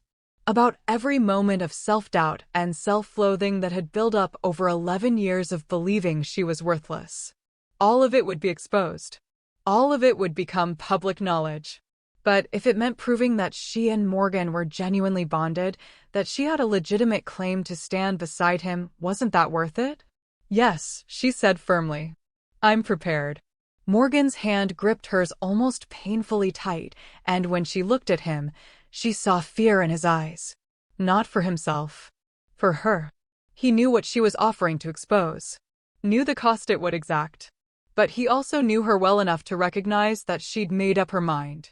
"Then we'll do it," he said, and his voice carried the weight of absolute commitment. "Counselor Thorne, you've studied the old rituals. Can you perform the bonding verification?" Thorne hesitated, then nodded slowly. "I can. But I'll need time to prepare. The ritual requires specific components, specific conditions.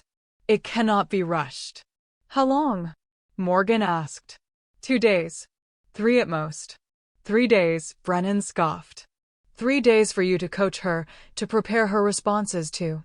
"She'll be confined to her chambers," Lyria interrupted, her shrewd eyes calculating.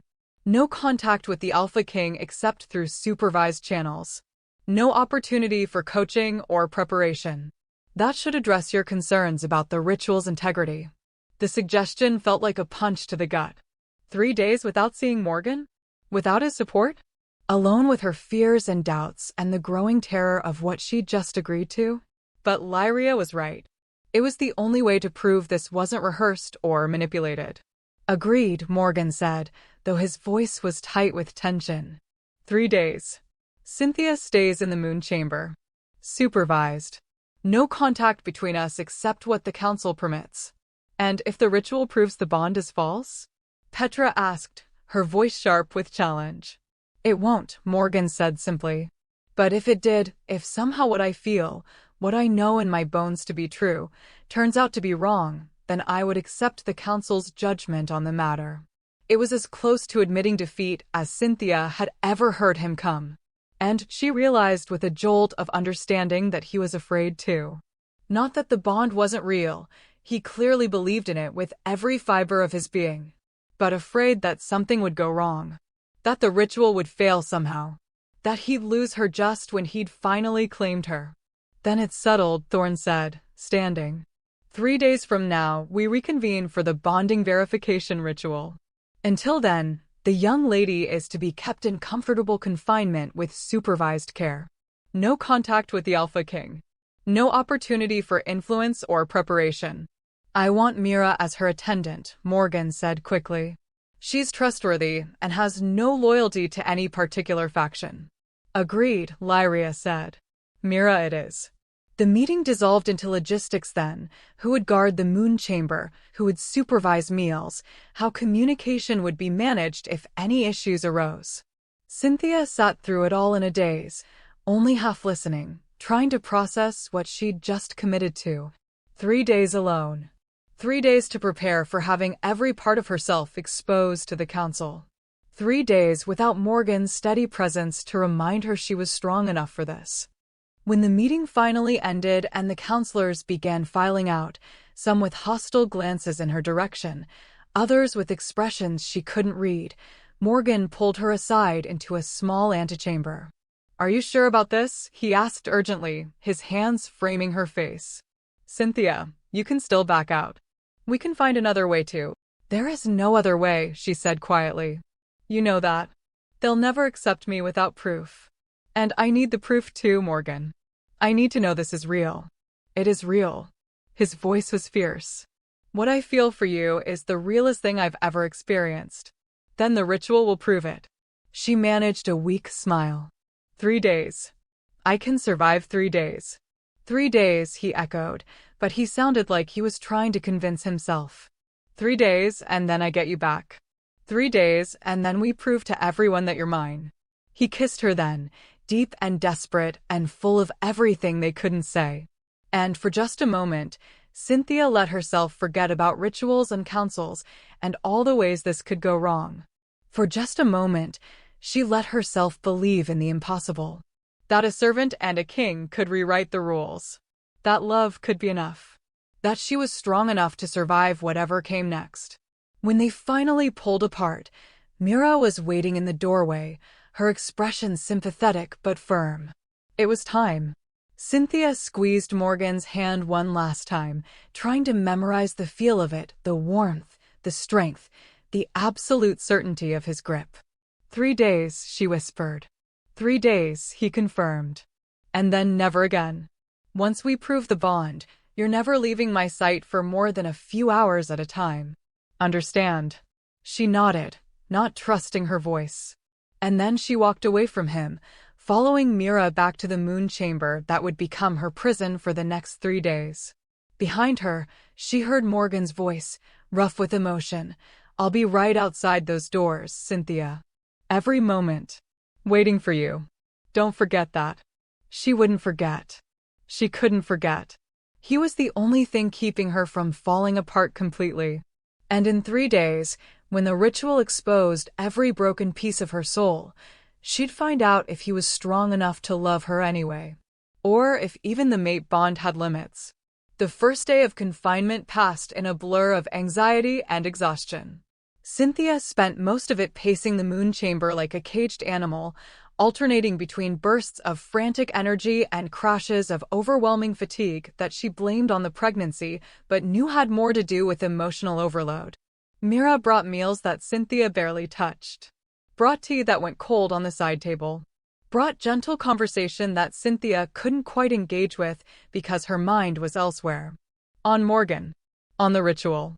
On all the things that were about to be exposed. Mira had tried to explain what the bonding verification ritual would entail, but the details were vague, something about ancient magic and shared consciousness, and the moon goddess herself bearing witness to the truth of their bond.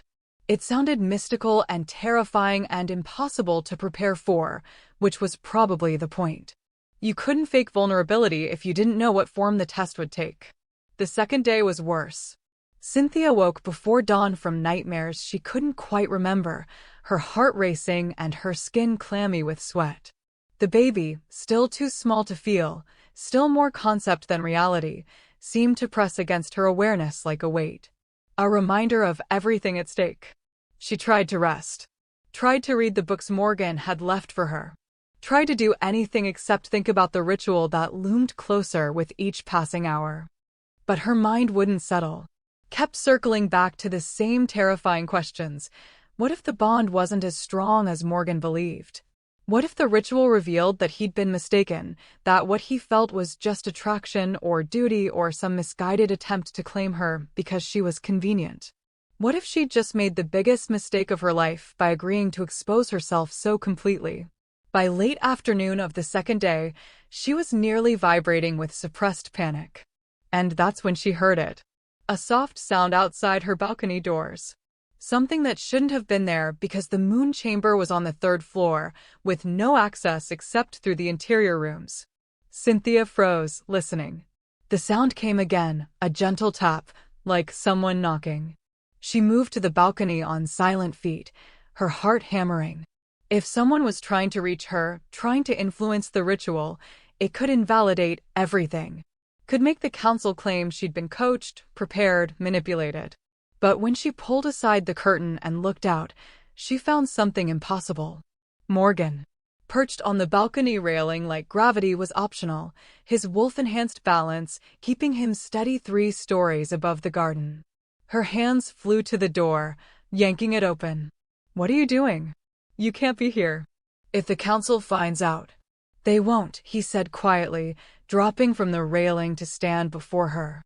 Everyone thinks I'm in my study, handling correspondence. They don't know about the climbing route up the east wall that I used as a boy when I wanted to escape lessons. Morgan. I know. He held up his hands in surrender. I know this is against the rules. I know if we're caught it could invalidate the ritual. But Cynthia, I've spent 2 days listening to you pace on the other side of that wall between our chambers. 2 days hearing you cry at night when you think no one can hear. 2 days knowing you're alone and afraid, and I can't do a damn thing about it. His voice cracked on the last words, and Cynthia felt something in her chest break open. I'm fine, she lied. You're not. He stepped closer, and she could see the exhaustion in his face, the worry that had carved new lines around his eyes. You're terrified. And you're trying so hard to be strong, to prove you can handle this alone. But you don't have to, Cynthia.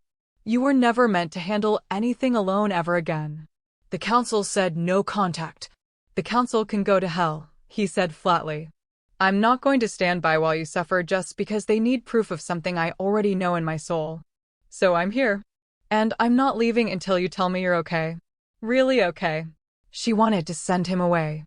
Wanted to insist she could handle 3 days of isolation without falling apart. Wanted to be the strong, independent person who didn't need anyone. But that would be a lie. And she was so tired of lying. I'm not okay, she admitted, her voice breaking. I'm terrified, Morgan. Of the ritual. Of what it's going to expose. Of all the broken pieces of me that you're going to see and realize you made a mistake. That I'm not worth. He crossed the distance between them in 2 strides, pulling her into his arms so tightly she could barely breathe. And for the first time in 2 days, the panic that had been clawing at her chest eased slightly. You could never be a mistake, he said fiercely into her hair. Never. Do you understand? Whatever the ritual shows, whatever secrets it exposes, whatever pain or trauma or fear comes to light, none of it will change how I feel about you. None of it will make me want you less. You don't know that, she whispered against his chest. You don't know what you're going to see. The damage. The weakness. All the ways I'm broken. Then show me. He pulled back just enough to look into her eyes. Right now. Before the ritual. Show me what you're so afraid of me seeing. Let me prove that I'm not going anywhere. Morgan, we can't. The council is not here, he finished. Right now, it's just you and me and the moon. No witnesses. No ritual. No magic forcing us to expose things we're not ready to share. Just us. Being honest with each other. She wanted to. Goddess, she wanted to so badly. Wanted to unburden herself of all the secrets she'd been carrying, all the fears she'd been hiding, all the questions about who she was and what she might become. But it felt like standing at the edge of a cliff, knowing that once she jumped there would be no way to climb back up. I don't know where to start, she admitted. Start anywhere, he said gently. Start with the easiest thing, and we'll work our way to the harder ones. Just talk to me, Cynthia. Let me in. She took a shaky breath and moved to sit on the balcony bench, wrapping her arms around herself. Morgan settled beside her, close but not crowding, giving her space to find her words. Do you remember what I told you? She asked quietly. About my mother? About her gift? I remember, he said. I think I have it too. The words tumbled out in a rush, like if she didn't say them quickly she'd lose her nerve entirely. The gift. The ability to feel what others feel. I've been noticing it more lately, since the pregnancy started. Like whatever was dormant inside me is waking up. Morgan went very still beside her. And you're afraid of it. Terrified, she admitted. My mother's gift destroyed her, Morgan. It broke her so completely that she disappeared rather than live with it anymore. What if the same thing happens to me? What if I can't control it? What if it consumes me the way it consumed her? It won't, he said with absolute certainty. You can't know that. I can. His hand found hers in the darkness. Because you're not alone the way she was. You have me. You have resources she never had.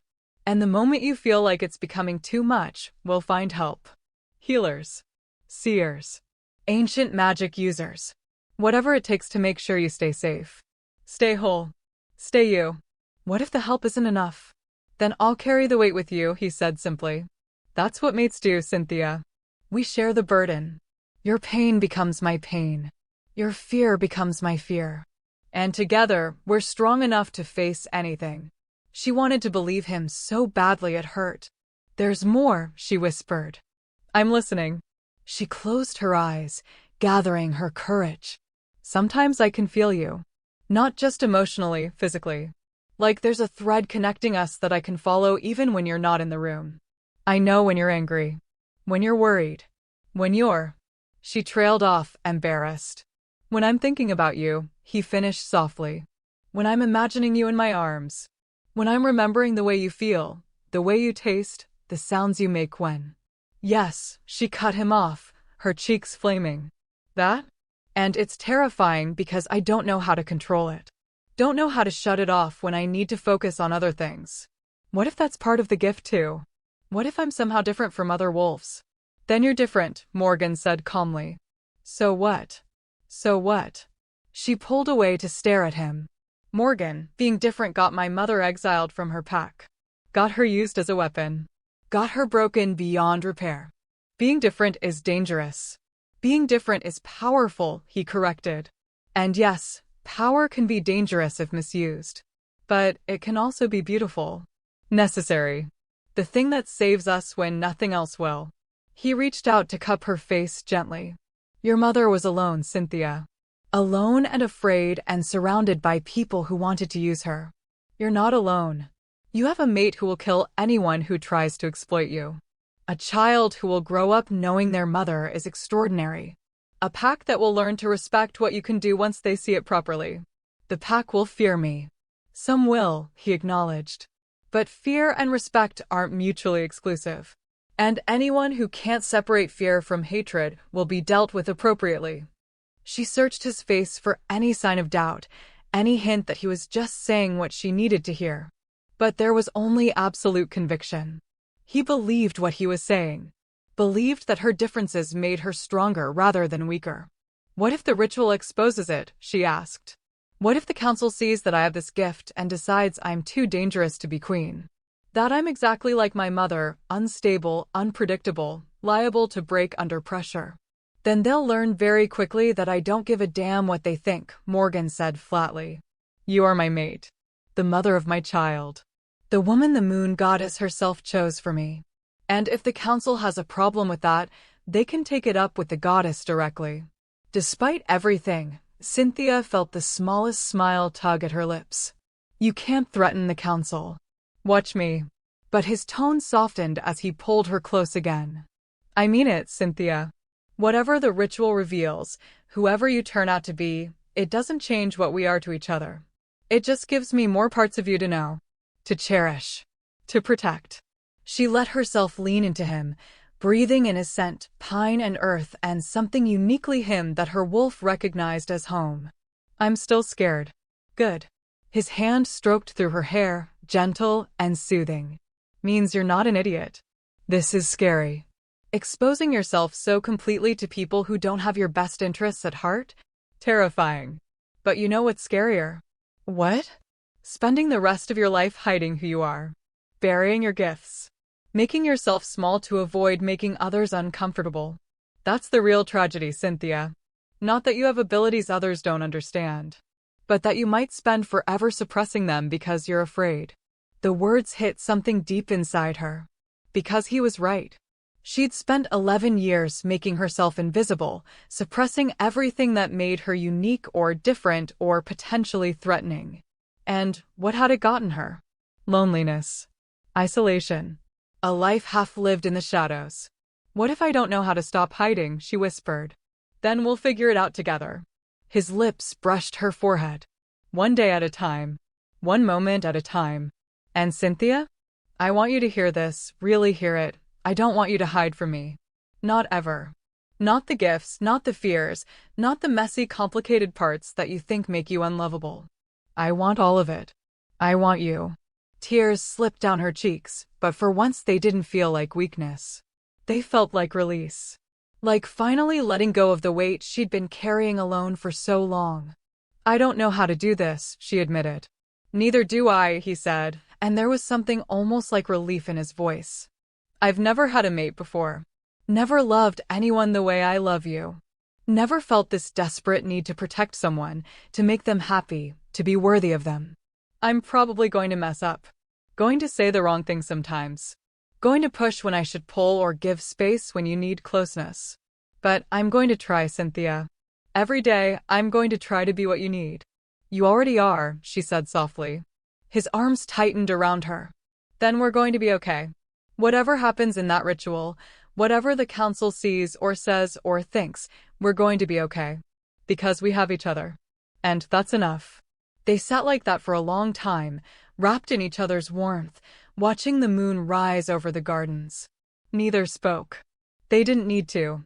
The silence between them was comfortable. Peaceful. The kind of silence that only existed between people who understood each other without words. Eventually, though, reality intruded. Morgan would need to leave before someone noticed his absence. Before the guards changed shifts and his presence on the balcony became impossible to explain away. "I should go," he said reluctantly, but he didn't move to release her. "I know. One more day," he reminded her. "Tomorrow night, the ritual. And then this is over. Then I get to keep you without conditions or restrictions or councils questioning our bond." "Tomorrow night," she echoed, and the fear that had been eating at her for 2 days felt more manageable now. Still present. Still real. But not overwhelming. Not paralyzing. Because Morgan was right. Whatever happened in that ritual, they'd face it together. He stood, pulling her up with him, and kissed her one last time, slow and deep and full of promise. When he finally pulled away, his eyes were burning with something that made her breath catch. "I love you," he said simply. "I don't think I've said that clearly enough. So I'm saying it now, I love you, Cynthia. Not because of the mate bond. Not because you're carrying my child. Not because the moon goddess chose you. I love you because of who you are. Because of your strength and your kindness, and the way you see beauty in small things. Because you make me want to be better. Because when I'm with you, I finally feel like I'm home." Her throat closed up completely. She couldn't speak. Could only throw her arms around his neck and hold on like he was the only solid thing in a world that kept shifting beneath her feet. "I love you too," she managed finally, the words muffled against his shoulder. "I don't know when it happened. Don't know if it was that first night in the library or sometime before when I wasn't paying attention. But I love you. And I'm so scared of losing you." "You won't," he promised. "I'm yours, Cynthia. For as long as you'll have me. For as long as the moon rises and the stars shine and breath remains in my body. I'm yours." And then, because dawn was approaching and he needed to leave before the palace woke, he climbed back onto that balcony railing with the same impossible grace he'd arrived with. "Tomorrow night," he said one more time. "Tomorrow night," she agreed. He dropped over the edge, and she didn't breathe until she saw him land safely in the garden below, 3 stories down like it was nothing. He looked up once, meeting her eyes across the distance, and then he was gone, disappearing into the shadows like he'd never been there at all. Cynthia stood on the balcony long after he'd vanished, her hand pressed against her chest where her heart was beating too fast. Where the mate bond hummed with contentment now that they'd been close again, if only briefly. One more day until the ritual that would expose everything. But now, instead of terror, she felt something else building inside her. Determination. Because Morgan had risked everything to reach her tonight. Had broken rules and climbed walls, and put the ritual's validity in jeopardy just to make sure she knew she wasn't alone. And if he could be that brave for her, then she could be brave for him. She could face the council and their judgment and the ritual's exposure of every secret she'd ever kept. She could stand beside him and claim her place as his mate without apology or shame. She could finally stop hiding and start living. Tomorrow night, the world would see who she really was. And maybe, just maybe, that would be enough.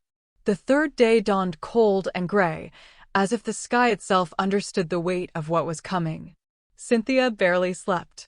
Every time she closed her eyes, her mind conjured new nightmares about the ritual, visions of the council seeing her darkest secrets and turning away in disgust, of Morgan realizing she was too broken to fix, of the mate bond shattering under the weight of too much truth revealed too fast.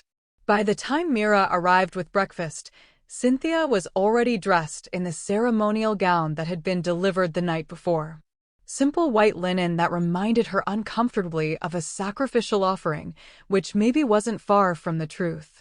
She was about to offer up every hidden part of herself for judgment. "You look pale," Mira said gently, setting down the tray. "You need to eat something. Keep your strength up." "I can't." Cynthia's stomach was a knot of anxiety. "If I eat, I'll just be sick." "Then at least drink the tea. It'll help settle your nerves." The tea was herbal, fragrant, laced with something that Mira claimed would help her stay calm without clouding her mind. Cynthia drank it obediently, tasting honey and chamomile and something earthier she couldn't identify. The hours crawled by with agonizing slowness. Noon came and went. Afternoon stretched into early evening. And with each passing minute, Cynthia felt her resolve wavering. Felt the panic building again despite Morgan's reassurances from 2 nights ago. What had she been thinking, agreeing to this? What kind of insanity had possessed her to volunteer for public humiliation just to prove something everyone already doubted?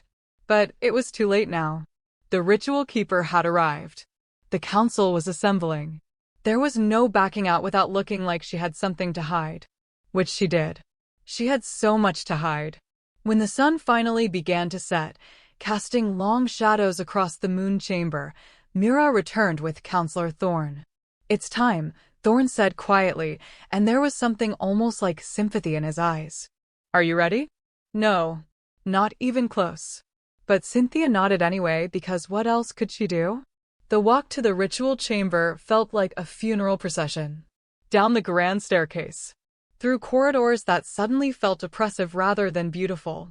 Past servants who stopped and stared with expressions that ranged from pity to curiosity to something that looked almost like schadenfreude, the kind of pleasure people took in watching someone else fail. The ritual chamber was deep in the oldest part of the palace, in foundations that predated the current structure by centuries. Cynthia had never been down here before. Servants didn't come to this place. It was reserved for sacred ceremonies, for the moments when the pack needed to commune with powers older than memory. The room itself was circular, carved from stone that looked almost organic, like it had grown rather than been built. Symbols covered the walls, ancient pack markings that Cynthia couldn't read, but that made her wolf stir restlessly. In the center of the room sat a raised platform with 2 cushions positioned facing each other. And surrounding the platform, seated in a ring like judges at a trial, sat the council. All 12 of them. Watching. Waiting. Cynthia's feet wanted to stop. Wanted to turn around and run back to the moon chamber and hide under the covers until this nightmare ended. But Myra's gentle hand at her back kept her moving forward. Morgan was already there, standing beside the platform in formal attire that made him look even more like the king he was. When his eyes found hers across the chamber, something in her chest loosened slightly. He was here. She wasn't alone. But the relief was short-lived, because standing beside Morgan was a woman Cynthia had never seen before. Ancient. Wizened. With eyes that looked like they could see through skin and bone straight into soul. The ritual keeper, she assumed. The one who would guide them through this ordeal. "Welcome, child," the old woman said, her voice surprisingly strong. "I am Keeper Sybil. I have performed the bonding verification ritual only 3 times in my long life, and each time has been illuminating. Are you prepared for what comes next?" "Yes," Cynthia lied. Sybil's lips twitched like she knew it was a lie but appreciated the effort. "Then let us begin. Take your place on the platform." Cynthia climbed the 3 steps with legs that felt like water. Morgan was already settling onto his cushion, and she took the one opposite, their knees almost touching. This close, she could see the tension in his jaw, the worry in his eyes that he was trying to hide for her sake. "The ritual is simple in concept," Sybil explained, moving to stand behind them where both could see her. "I will invoke the ancient magic that binds mates together. That magic will create a bridge between your souls, allowing each of you to see what the other sees, feel what the other feels, know what the other knows. There will be no hiding, no deception, only truth." "How long does it last?" someone from the council called out, Brennan, sounding eager. "As long as it takes," Sybil said calmly. "The magic shows what it needs to show. Sometimes minutes, sometimes hours. We will remain here until it releases them." Hours. The word hit Cynthia like a physical blow. Hours of having every secret exposed, every fear made visible, every broken piece displayed for judgment. "Once the ritual begins," Sybil continued, "you cannot stop it. Cannot pull away. The magic must complete its work or the backlash will damage you both. So I ask you one final time, are you certain you wish to proceed?" Morgan's hand found hers, squeezing gently, reminding her she wasn't alone. That whatever came, they'd face it together. "Yes," Cynthia said, and this time her voice was steady. Yes, Morgan echoed. Sybil nodded and began to chant. The words were in the old language, the one that predated modern pack speech, that came from a time when wolves were more magic than flesh. Cynthia didn't understand the individual words, but she felt their power. Felt something ancient and vast stirring in response to the ritual keeper's call. The symbols on the walls began to glow. Soft at first, then brighter, until the entire chamber was lit with an eerie blue-white light that seemed to come from everywhere and nowhere at once. And then the magic hit. It slammed into Cynthia with the force of a physical blow, stealing her breath, making her world tilt sideways. Suddenly, she wasn't just in her own body anymore. She was in two places at once, seeing through her own eyes and through Morgan's simultaneously. Through his eyes, she saw herself. Saw the fear written across her face, the way her hands trembled despite her attempt at calm. But she also saw something else. Something that made her chest ache. She saw herself through Morgan's eyes, and she was beautiful. Not despite the fear. Not despite the trembling or the pallor or the visible anxiety. But because of it. Because she was brave enough to be here, vulnerable enough to expose herself, strong enough to face judgment even when every instinct screamed to run. Through his eyes, she was radiant. Precious. Worth everything. The realization nearly broke her. But there was no time to process it because the magic was digging deeper now, past surface thoughts and current emotions, down into memories and fears and all the things they'd tried to keep hidden. And suddenly Cynthia was seeing Morgan's past. A young boy, maybe 8 years old, standing over his father's body. The former Alpha King had been killed in a challenge, a brutal, bloody fight that young Morgan had witnessed despite his mother's attempts to shield him. The new Alpha had been cruel, had taken the throne and immediately begun purging anyone loyal to the old king, including Morgan's mother. Cynthia felt the grief, the rage, the absolute helplessness of a child who couldn't protect the people he loved. Felt him making a vow that day, never again. Never again would he be weak. Never again would he fail to protect what was his. The memory shifted. Morgan was older now, maybe 16, training with a brutality that bordered on self-destruction. Pushing himself past pain, past exhaustion, past the point where his body begged him to stop. Because weakness meant death. Weakness meant losing everything. Another shift. Morgan at 20, challenging the cruel Alpha who'd killed his father. The fight was savage. Bloody. Morgan won, but not before being wounded so severely he should have died. Would have died if his sheer stubborn refusal to quit hadn't kept his heart beating long enough for the healers to reach him. And then, more recent memories.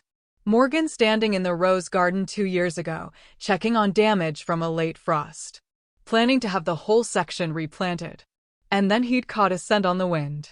Something that made his wolf sit up and take notice. Something that made his entire world narrow to a single point of focus. He'd followed that scent to find a maid, barely more than a girl, humming softly as she pruned the damaged roses. Crying quietly for the plants that hadn't survived, like each lost flower was a personal tragedy. And in that moment, Morgan's wolf had recognized its mate. Cynthia felt the shock of it. The disbelief. The immediate, overwhelming need to claim her, to touch her, to make her his in every possible way. But she also felt his restraint. His careful calculation. She was so young. So breakable.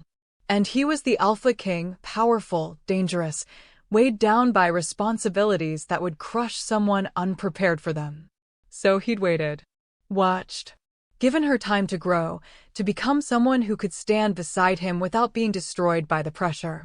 The memory shifted again, and Cynthia found herself reliving that night in the library from Morgan's perspective.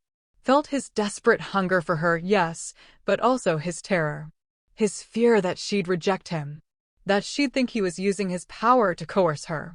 That she wouldn't believe the bond was real. And she felt the moment he'd made the decision. The moment his wolf had taken control just enough to ensure that this time, this one perfect time, there would be consequences. A child.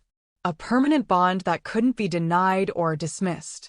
He'd gotten her pregnant deliberately, consciously, and he'd done it because he loved her too much to risk losing her. The revelation should have angered her, should have made her feel manipulated, used, controlled. But instead, all she felt was the weight of his devotion. The absolute certainty that he would die before letting anyone hurt her, that he would burn down the world to keep her safe. And then the magic turned, and suddenly Morgan was seeing into her. Cynthia tried to pull back, tried to hide, but the magic wouldn't let her. It dragged her memories to the surface without mercy. Morgan saw her mother. Saw the woman who'd been so gentle, so kind, so completely destroyed by a gift she couldn't control. He felt Cynthia's terror when her mother had started to break. Felt the morning she'd woken up alone, knowing in her bones that her mother was gone and wasn't coming back. He saw the years that followed. Saw young Cynthia trying so hard to be good, to be useful, to be invisible enough that the pack wouldn't look too closely. Saw her learning to suppress every emotion, every reaction, every hint of personality because showing who she really was felt too dangerous. He saw Lord Fennec's cruelty, but he also saw dozens of other small cruelties that Cynthia had endured and dismissed as normal. Nobles who spoke to her like she was furniture. Servants who pushed her aside in the corridor without apology. 1,000 tiny cuts that had taught her she didn't matter. And then he saw something else. Something Cynthia had been trying desperately to hide. The gift. It flared to life under the ritual's scrutiny, no longer able to be suppressed. Suddenly, the entire chamber was awash with emotion, not just hers and Morgan's, but everyone's. The council members' suspicion and curiosity and, in some cases, poorly hidden hostility. Sybil's ancient weariness and fierce protectiveness. Myra's worry and hope. It was overwhelming. Crushing. Too much feeling from too many sources all pressing in at once. And in the memory the magic was showing, young Cynthia experienced this for the first time during the rogue attack. Felt every injured wolf's pain. Every dying wolf's fear. Every grieving wolf's anguish. All of it pouring into her at once until she couldn't tell where her emotions ended and theirs began. She'd passed out from the overload. Had woken up 3 days later to find her mother gone and her own gift locked down so tight she'd convinced herself it had never existed. But it had. It always had. Just waiting for the right trigger to bring it back to the surface. And pregnancy, apparently, was that trigger. Through the bond, Cynthia felt Morgan's reaction. Expected fear. Expected concern that she was too unstable, too dangerous, too much like her mother to be trusted. Instead, she felt rage. Pure, incandescent fury at everyone who'd hurt her. At the pack that had watched a child suffer and done nothing. At the nobles who'd treated her like she was worthless. At his own blindness for not seeing her sooner, not claiming her sooner, not protecting her from years of pain. And beneath the rage, something else. Pride. Absolute devotion to the woman who'd survived all of that and still had the capacity for gentleness. For kindness. For love. The magic dug deeper, showing more. Showing fears Cynthia hadn't even acknowledged to herself. The terror that she wasn't enough. That Morgan would wake up one day and realize he'd made a mistake. That their child would inherit her brokenness and suffer the way she'd suffered. And then, suddenly, she was seeing something that made her blood run cold. A memory that wasn't hers or Morgan's. A memory that belonged to someone else in the chamber, bleeding into the ritual through proximity and the gift she couldn't control. Counselor Brennan. Plotting. Planning. He'd known about Cynthia's mother.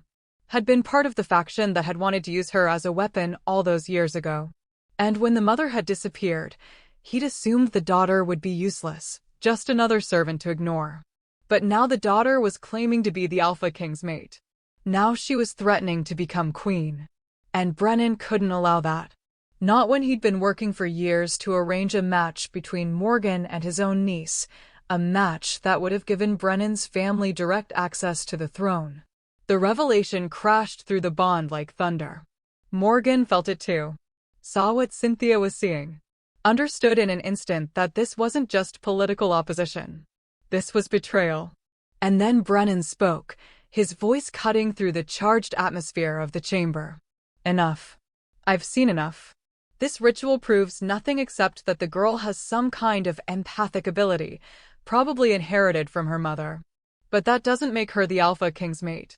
It makes her potentially dangerous, unstable, a threat to pack security. You're lying. Morgan's voice was deadly quiet. And I can prove it. Prove what? Brennan snarled, standing. That you're so besotted with a pretty face that you're willing to risk the entire pack's safety? That you're elevating a servant with dangerous, uncontrolled powers just because she's carrying your bastard? The chamber erupted. Council members shouting. Some in Brennan's support. Others in outrage at his words. The magic of the ritual still burning between Cynthia and Morgan, still showing them things, still connecting them so deeply that she could feel his wolf rising, could feel the violence he was holding back through sheer force of will. And through it all, through the chaos and the shouting and the magic still showing her everyone's emotions, Cynthia felt something else. The mate bond. Not just between her and Morgan, but recognized by the ritual magic itself. Glowing between them like a physical thread of light that even the blind would have to acknowledge. But Brennan wasn't looking at the bond. Wasn't acknowledging what was right in front of him. He was too focused on his own agenda, his own plans that were crumbling, his own desperation to maintain control. She's manipulating him, Brennan spat. Using her gift to make him think he loves her. To make him believe there's a bond when there isn't. It's exactly what her mother did, twisted emotions until people believed whatever she wanted them to believe. My mother never manipulated anyone, Cynthia heard herself say, her voice cutting through the noise. She healed people. She helped them. And they destroyed her for it. Just like you're trying to destroy me. She stood, breaking physical contact with Morgan, but not severing the magical connection. The bond between them still burned, still visible to anyone with eyes to see. You wanted proof, she said, addressing the entire council now. You wanted to see if the mate bond was real. Well, look at it. The ritual shows truth. Nothing but truth. And the truth is that Morgan is my mate and I am his. Not because I manipulated him. Not because I trapped him. Because the moon goddess herself decided we belong together. The moon goddess, Brennan started to sneer, but Sybil's voice cut him off. Is bearing witness right now, the old keeper said, and there was power in her voice that made everyone fall silent. And she is not pleased. The symbols on the walls flared brighter, almost blinding. And for a moment, just a moment, Cynthia felt something vast and ancient and absolutely furious turning its attention to the chamber. To Brennan specifically. The counselor went pale. Stumbled back. His mouth opened and closed, but no sound came out. The bond is real, Sybil declared. Verified by magic older than this pack, older than this kingdom, older than any of your petty political games. These two are mates. Fated. Chosen. And anyone who continues to deny it is not just defying the Alpha King. They're defying the goddess herself. The silence that followed was absolute. And then Morgan stood, his hand extending to Cynthia. She took it, letting him pull her close, and together they faced the council. I want Brennan removed, Morgan said calmly, but there was no mistaking the command in his voice. Investigated for conspiracy. For plotting against his alpha.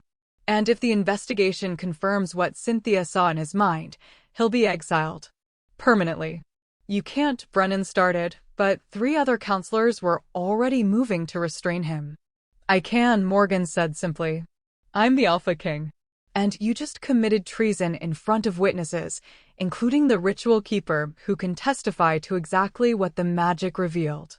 As Brennan was dragged from the chamber, still protesting, still trying to argue his innocence, Cynthia sagged against Morgan's side. The ritual magic was fading now, releasing them from its grip. But the bond remained. Stronger than ever. Undeniable. Is it over? She whispered. Almost, Morgan murmured back. One more thing. He turned to face the remaining council members, who were all looking somewhat shaken by what they'd witnessed. Does anyone else have objections to Cynthia being my mate? He asked quietly. Any concerns about her stability, her worthiness, her right to stand at my side? Because if you do, say it now. Let's settle this once and for all. The silence stretched. And then, one by one, the counselors shook their heads. Then it's settled, Morgan said. Cynthia is my mate. My queen. And anyone who disrespects her disrespects me. Understood. Understood, my king, came the chorus of voices. And, just like that, it was over. The battle was won. But as Cynthia felt Morgan's arms wrap around her, as she heard the council filing out of the chamber, as the adrenaline started to fade and exhaustion rushed in to take its place, she knew this wasn't really the end. It was just the beginning. Because now she had to figure out how to actually be a queen. How to control the gift that had just been exposed to everyone. How to live up to the faith Morgan had placed in her. How to protect the child growing inside her from a world that was still full of wolves like Brennan, wolves who would see her as a threat rather than an ally. But those were problems for tomorrow. Tonight, she just wanted to feel safe in Morgan's arms. To remember what it felt like to be chosen. To believe, just for a moment, that maybe everything really would be okay. 3 months had passed since the ritual. 3 months of learning to be someone new while still being fundamentally herself. 3 months of council meetings and etiquette lessons and figuring out how to navigate a world that had suddenly decided she mattered. 3 months of watching her body change as the baby grew, as the life she and Morgan had created together became more real with each passing day. 3 months of relative peace. Which should have been a warning that something was coming. Cynthia stood on the balcony of the moon chamber, her chamber now, truly hers in a way it hadn't been before, watching the sun set over the kingdom. Her hand rested on her belly, which had finally started to show the gentle curve of pregnancy. For months along now. Almost halfway there. The baby moved sometimes. Small flutters that felt like butterflies or maybe hope taking physical form. Each movement reminded her of what she was protecting. What she was fighting for. Behind her, the door opened. She knew without turning that it was Morgan. Would always know his presence now that the mate bond had been fully acknowledged, fully embraced. It thrummed between them constantly, a living connection that let her feel his emotions as clearly as her own. Right now, he was worried. What's wrong? She asked, turning to face him. He was still in his formal attire from the council meeting she'd skipped. She'd been feeling tired lately, and the healers had insisted she rest more. But looking at Morgan's expression now, she wondered if maybe she should have attended after all. There's been a development, he said carefully, crossing the room to her. His hands found her waist, pulling her close. Nothing immediately dangerous, but concerning. Tell me. Scouts reported unusual activity near the northern border. Rogues gathering in larger numbers than we've seen in years. And there are rumors, unconfirmed, but troubling, that someone is organizing them. Giving them purpose beyond just survival. Cynthia's heart sank. She'd known this peace couldn't last. Had felt it in her bones that something was building, some storm on the horizon that they'd have to face. Who would organize rogues? That's the question. Morgan's hands tightened on her waist. Rogues don't usually work together. They're outcasts. Wolves who've been exiled or chosen to leave their packs. Getting them to cooperate would require someone with significant power, significant motivation, and significant reason to want our pack destabilized. The implication hung between them. Someone like Brennan. Or someone working with him. He was exiled, Cynthia said quietly. You investigated him, found evidence of his conspiracy, and sent him away. But you didn't kill him. I should have, Morgan admitted. But at the time, execution felt too extreme. He was a counselor.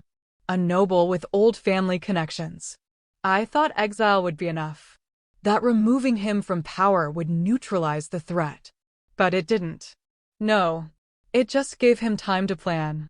To gather allies among the rogues who have no love for established packs. To build something that could threaten everything we've worked for. Cynthia turned in his arms to look out over the kingdom again.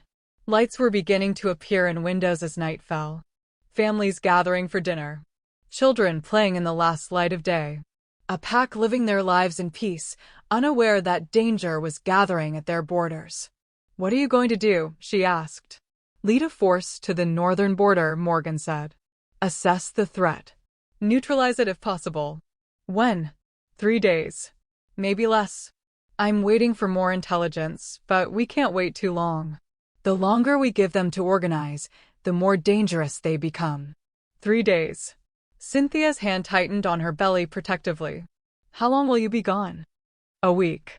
Maybe 2 if the situation is worse than we think."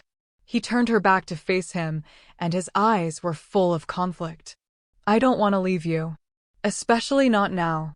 But this is my duty, Cynthia. My responsibility as Alpha King. I have to protect the pack." "I know." And she did know.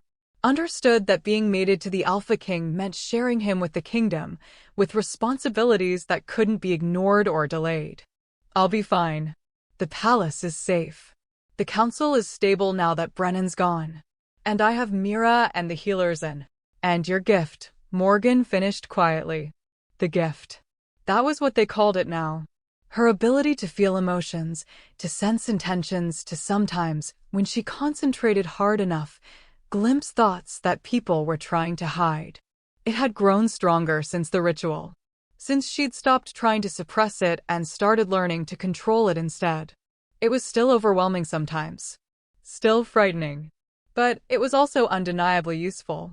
"The gift helps," she admitted. "I can sense if someone means me harm. Can feel if something's wrong before it becomes dangerous." "Good." But he still looked worried. "I'm leaving half the royal guard here. Elite fighters who will protect you with their lives. And I'm putting Darius in charge of palace security while I'm gone. He's loyal. Trustworthy. He'll keep you safe." "Morgan." She put her hand on his chest, feeling his heart beating too fast. "I know you're afraid. I can feel it through the bond. But I'm not helpless. I'm not the scared servant girl anymore who needed you to rescue her. I'm your mate. Your queen. And I'm stronger than you think. I know you are." His hand covered hers. "That's not what I'm afraid of." "Then what?" He was quiet for a long moment, struggling with something. "Then, I'm afraid of leaving you alone right when you need me most. I'm afraid of missing something important. I'm afraid that while I'm gone, something will happen and I won't be here to protect you. And I'm afraid," his voice cracked slightly, "that history will repeat itself. That I'll lose someone I love because I wasn't there when it mattered." His mother. He was thinking about his mother, who'd been killed by the cruel Alpha while young Morgan was away training. Who he'd been unable to protect because he wasn't there. "That's not going to happen," Cynthia said firmly.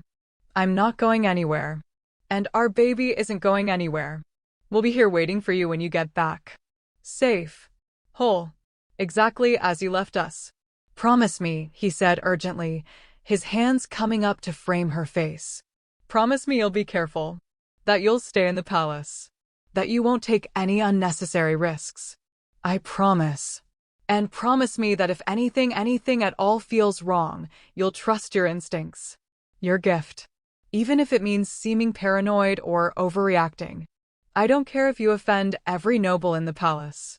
If something feels dangerous, you get yourself to safety. Understood?" "Understood." He kissed her then, deep and desperate, like he was trying to memorize the taste of her. And Cynthia kissed him back with equal intensity, trying to pour all her reassurance into the bond between them. Trying to make him believe that everything would be fine. Even though a small, cold part of her wasn't entirely sure she believed it herself. The 3 days passed too quickly. Cynthia threw herself into preparations, not for Morgan's departure, but for what would come after. She met with Counselor Lyria to discuss temporary governance structures. She reviewed security protocols with Darius, who took his new responsibilities seriously enough that it was almost comforting. She even attended a council meeting, sitting in Morgan's seat at the head of the table because he'd insisted she needed to establish her authority before he left. The nobles had been surprised. Some had been resistant. But none had openly challenged her. Not after what they'd witnessed in the ritual chamber. And through it all, the gift whispered information. showed her that most of the council genuinely wanted to support her, that Darius was loyal to his bones, that the servants were adjusting to her new role with various degrees of acceptance, but no active hostility. Everything should have felt secure, safe. So why did she keep feeling like something was wrong? On the morning of Morgan's departure, Cynthia stood in the courtyard watching the warriors prepare. 50 of the pack's best fighters, armed and ready to face whatever waited at the northern border. And at their head, Morgan himself, looking every inch the Alpha King in his battle gear. He came to her for a final goodbye, mindful of the watching pack, but unable to hide his reluctance to leave. 2 weeks at most, he promised. And I'll send word every day. You won't be alone, Cynthia. I know. She touched his face gently. Go. Do what you need to do. We'll be here when you get back. One more kiss. One more moment of his hands on her belly, feeling the baby move. And then he was mounting his horse and leading the warriors out of the courtyard, out of the palace grounds, north toward whatever danger waited. Cynthia watched until they disappeared from view. And then she turned back to the palace, trying to ignore the sense of dread that had settled in her chest like a stone. The first week passed uneventably. Messages came daily as promised. The rogue activity was real, but not yet organized into an actual threat. Morgan was conducting patrols, gathering information, trying to determine who might be leading the rogues. Everything was proceeding according to plan. Cynthia settled into a routine. Morning walks in the garden. Afternoon lessons with Lyria on pack law and governance. Evening time alone in the moon chamber, practicing meditation techniques the healers had taught her to help control the gift. On the 8th day, something changed. Cynthia woke before dawn with a feeling she couldn't name. Not quite fear. Not quite warning. Just a sense that something was off. Wrong. Different. She reached for the bond, trying to feel Morgan across the distance. He was there. She could sense him sleeping, exhausted from patrol, safe for now. But there was something else. Something closer. Something in the palace itself. She rose and dressed quickly, not bothering with formal attire. Just simple clothes that allowed her to move easily. And then she did something she hadn't done in months. She walked through the servant corridors, down the hidden passages and back staircases that nobles never used, following the nagging sensation that something was deeply, fundamentally wrong. She found it in the lowest level of the palace, in the old storage rooms that nobody used anymore. A meeting. Whispered voices that went silent when she appeared in the doorway. 6 people. 3 servants she recognized. 2 guards she didn't know well. And 1 noble, Lord Castor, one of the younger counselors who'd been appointed to replace Brennan. They all stared at her with expressions ranging from shock to guilt to something that looked almost like hatred. What is this? Cynthia asked quietly, though the gift was already showing her the answer. Conspiracy. Planning. Something terrible being organized right under her nose. Nothing that concerns you, Castor said, but his hand moved toward his belt where a knife was sheathed. Cynthia's wolf rose to the surface, defensive and fierce. I'm your queen. Everything in this palace concerns me. You're not our queen. One of the servants spat, a woman Cynthia had worked alongside for years, who'd never shown any hint of hostility before.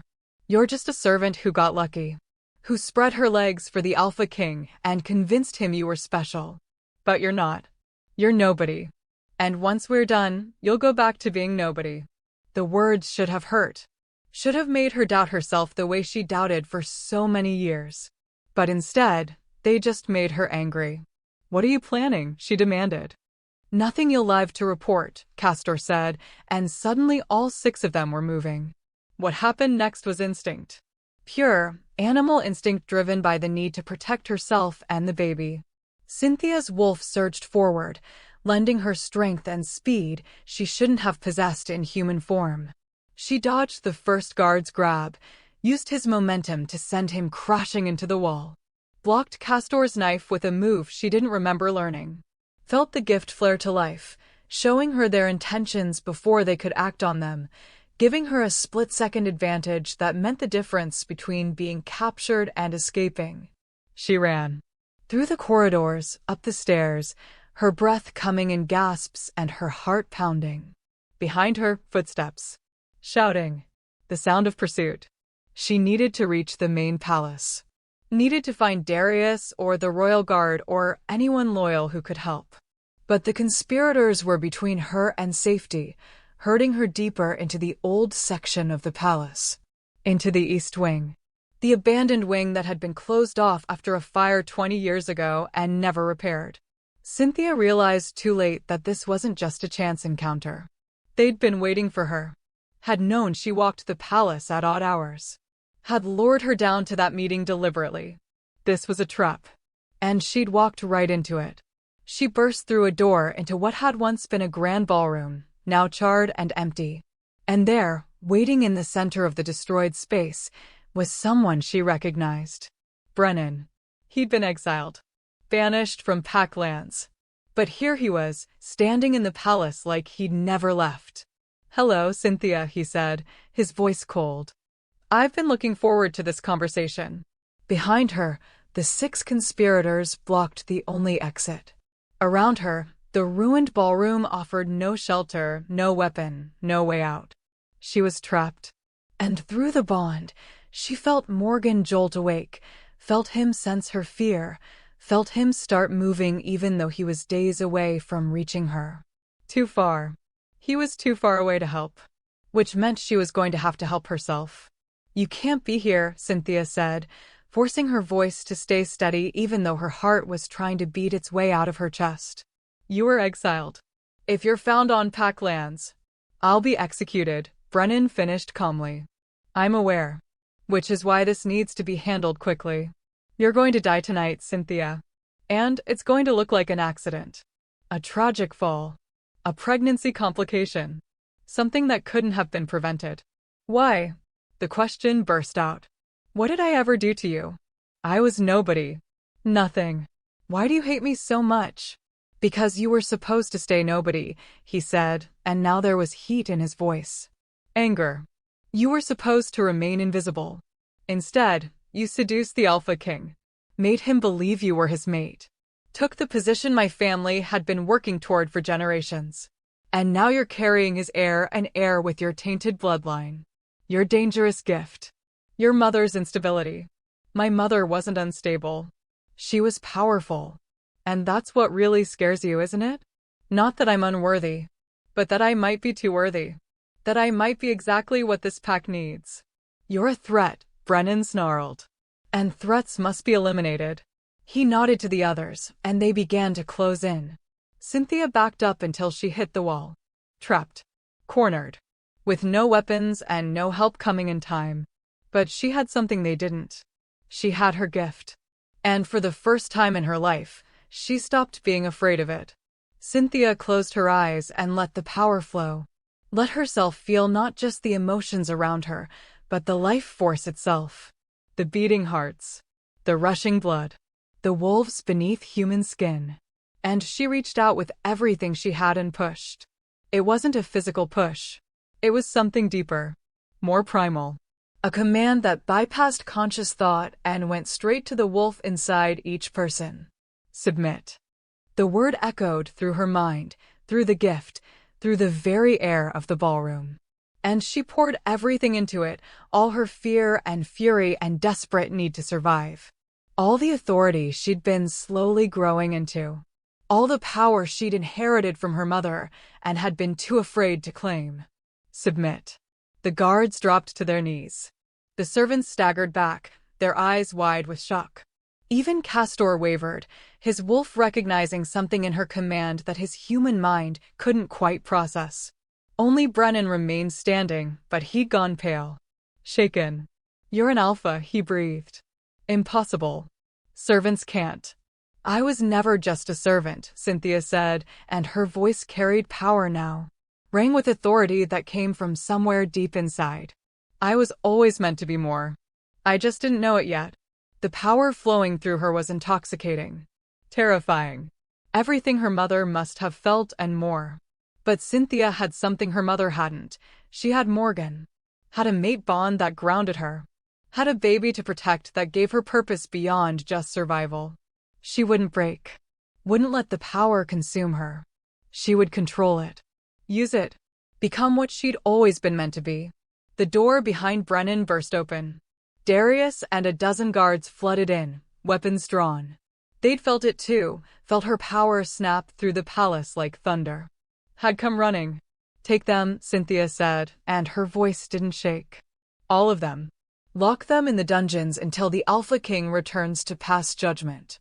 Darius stared at her for a moment, seeing something in her that hadn't been there before. Then he bowed. Actually bowed. Yes, my queen. The conspirators were dragged away. Brennan was screaming threats and promises of revenge, but Cynthia barely heard him. She was too focused on staying upright, on keeping the power from overwhelming her, on remembering how to breathe. And then, through the bond, she felt Morgan. Felt his absolute panic mixed with fierce pride, mixed with a desperate need to reach her. I'm okay, she sent through the bond, hoping he could feel it. We're okay.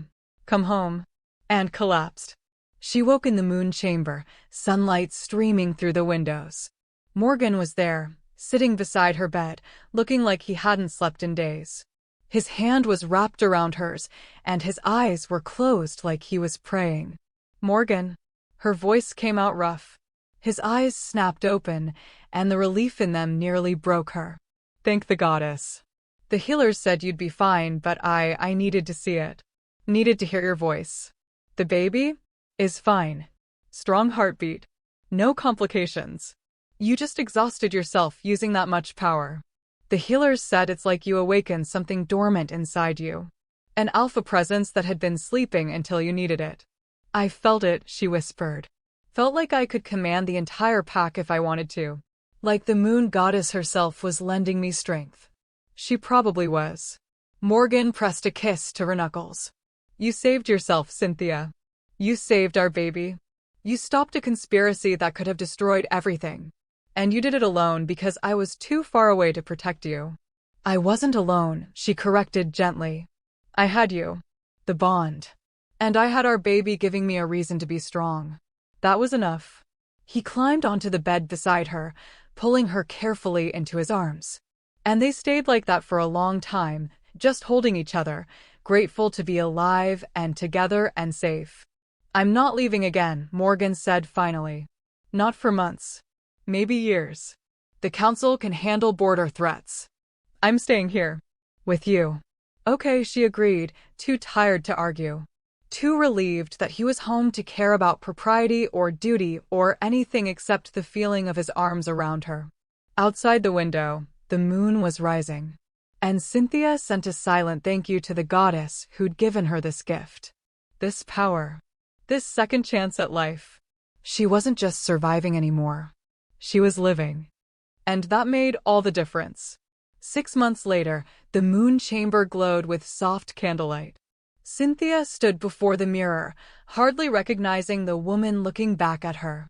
Gone was the scared servant girl who'd run into a storm believing her world was ending. In her place stood someone new. Someone stronger. Someone who'd learned that power wasn't just about dominance or control, but about knowing yourself so completely that nothing could shake your foundation. Her hand rested on her belly, full and round now, ready to give birth any day. The baby moved beneath her palm, restless, impatient to enter the world. Just like their mother had been impatient to start living instead of just surviving. Behind her, reflected in the mirror, Morgan appeared. He wrapped his arms around her from behind, his hands joining hers on her stomach. Together, they watched their child move. Watched the physical proof of their bond, their love, their absolute refusal to let anyone tell them who they could or couldn't be. Are you ready? He asked softly. Tomorrow was the coronation. The formal ceremony where Cynthia would be crowned queen. Where the pack would officially accept her not just as the Alpha King's mate, but as their leader. Their guide. Their queen. I don't know, she admitted. Part of me still can't believe this is real. That I went from scrubbing floors to ruling a kingdom. That anyone would trust me with that much responsibility. I trust you, Morgan said simply. The goddess trusts you. And you know what? I think you trust you now too. That's the real difference. Not the title or the crown or the formal recognition, but the fact that you finally see what I've always seen. What was always there. She turned in his arms to face him properly. And what's that? Someone extraordinary. Someone brave enough to face her fears even when every instinct screamed to run. Someone kind enough to still have compassion for the people who hurt her. Someone strong enough to claim power without letting it corrupt her. Someone who makes me a better man just by existing. Tears pricked her eyes, but they were happy tears now. Healing tears. The kind that washed away old pain and made room for new joy. I love you, she whispered. I love you too. His hand cupped her face gently. And I'm so proud of who you've become. Who you've always been, really. You just needed time to see it. A knock at the door interrupted the moment. Mira appeared, looking apologetic but excited. My lady, the healers need to check on you one more time before tomorrow's ceremony. And Counselor Lyria is asking if you're free to review the final preparations. My lady. Not Cynthia the maid. Not the servant girl. My lady. My queen. Titles that still felt foreign sometimes. But less so than they once had. Tell them I'll be there shortly, Cynthia said. Mira curtsied, and disappeared back into the corridor. And Cynthia had to smile at the absurdity of it. The same woman who'd once supervised her cleaning duties now treated her with the formal respect due to royalty. How her life had changed. How she had changed. I should let you go, Morgan said reluctantly. But tonight, after all the preparations are done and the guests are settled and the kingdom is asleep, come back here. To this chamber. To our place. And we'll just be us again. Not the Alpha King and his queen.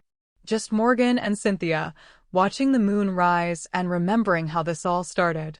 In a storm, Cynthia said with a small smile. With me terrified and you trying to convince me that everything would be okay. And was I right? She thought about it. Really thought about it. Thought about all the challenges she'd faced. The ritual that had exposed every secret. The conspiracy that had nearly killed her. The power she'd discovered inside herself that still sometimes frightened her with its intensity. The baby she was about to bring into a world that wasn't entirely safe, wasn't entirely accepting, wasn't entirely ready for a queen like her. Was everything okay? Yes, she said finally. Not because everything was easy. Not because there weren't moments I wanted to give up. But because I had you. Because I learned to believe in myself. Because I discovered that being broken and being strong aren't opposites. That you can carry scars and still be whole. That power comes not from being fearless, but from being afraid and doing it anyway. Morgan's eyes shone with something that looked almost like tears. That's the woman I fell in love with. That's the queen this pack needs. And that's the mother our child deserves. He kissed her once more, soft and sweet and full of promise. And then he left to attend to his own preparations, leaving Cynthia alone with her thoughts. She moved to the balcony, drawn as always to the moon. It was full tonight, hanging heavy and bright in the sky. The same moon that had witnessed her mother's disappearance. The same moon that had watched her spend 11 years trying to be invisible. The same moon that had blessed her bond with Morgan and given her the strength to claim her power. The moon goddess was watching. Had always been watching. And Cynthia finally understood what her mother had meant about signs. They were everywhere. In the way Morgan had noticed her when everyone else looked through her. In the timing of the pregnancy that had forced the bond into the open. In the ritual that had exposed Brennan's betrayal before it could fully form. In the power that had awakened just when she needed it most. The goddess had been guiding her all along. Had known exactly who Cynthia needed to become. Had just been waiting for Cynthia to stop fighting it and start embracing it. Thank you, Cynthia whispered to the moon. For everything. For Morgan. For our baby. For this impossible, beautiful, terrifying life. For showing me that I was never meant to be invisible. That I was always meant to shine. The moon offered no response. But Cynthia felt something settle inside her anyway. A peace. A rightness. A sense that she was exactly where she was supposed to be, doing exactly what she was supposed to do. Tomorrow, she would be crowned queen. Tomorrow, she would stand before the pack and accept a role she'd never dreamed of having. Tomorrow, she would become not just Morgan's mate, but his equal, his partner, his co-ruler. But tonight, she was just Cynthia, a woman who'd survived impossible odds, who'd learned to love herself as fiercely as she loved others, who'd discovered that the greatest power wasn't in commanding others, but in knowing yourself so completely that nothing could diminish you. And that was enough. More than enough. It was everything. The baby kicked hard, as if agreeing. As if saying, "Yes, Mama. This is who we are. This is who we've always been. Now the world finally gets to see it." Cynthia laughed, pressing her hand to where tiny feet were pushing against her ribs. "Impatient little thing, aren't you? Just like your father. Just like me, I suppose. Ready to take on the world before you're even born." Another kick. Definitely agreement. "All right then," Cynthia said to her child. "If you're that eager to arrive, I suppose I should make sure you're coming into a kingdom worth inheriting. A pack that knows how to value strength in all its forms. A world where gifts like ours are celebrated instead of feared." She thought about the future. About the changes she wanted to make. The old laws that needed updating. The prejudices that needed challenging. The systems that needed dismantling so that no other orphan child would ever have to make themselves invisible just to survive. It was a lot of work. A lot of battles ahead. A lot of resistance to overcome. But she wasn't afraid anymore. Because she'd learned something crucial in the past months. Fear was just another emotion. It didn't have to control her. Didn't have to define her. She could acknowledge it, feel it, and then do what needed to be done anyway. That was real strength. Not the absence of fear, but the ability to move forward despite it. And she had that strength now. Had always had it. Just hadn't known where to look for it. The door opened behind her, and she knew without turning that it was Morgan again. Drawn back to her like he always was. Like he always would be. "Couldn't stay away?" she asked, smiling. "Never," he admitted, wrapping his arms around her from behind again. "You're my North Star, Cynthia. My fixed point. Everything else in my life revolves around you." They stood like that, watching the moon, feeling their baby move between them. And Cynthia knew that this moment right here, right now, was the one she'd remember when everything got hard. When the council pushed back on her reforms. When nobles questioned her decisions. When the weight of the crown felt too heavy. She'd remember this. The peace. The love. The absolute certainty that she was exactly where she belonged. With Morgan. With their baby. With a pack that was slowly learning to accept her. With a future that was bright despite all the challenges. "Do you ever wonder," she asked quietly, "what would have happened if you hadn't found me that night? If I'd run instead of staying? If I'd been too afraid to face the council?" "Every day," Morgan admitted. "And every day, I thank the goddess that you were brave enough to stay. That you chose me as much as I chose you. That you didn't let fear win." "I was terrified," she confessed. "I still am sometimes. But I learned that being terrified and being brave aren't opposites. You can be both at once." "That's wisdom right there," he said.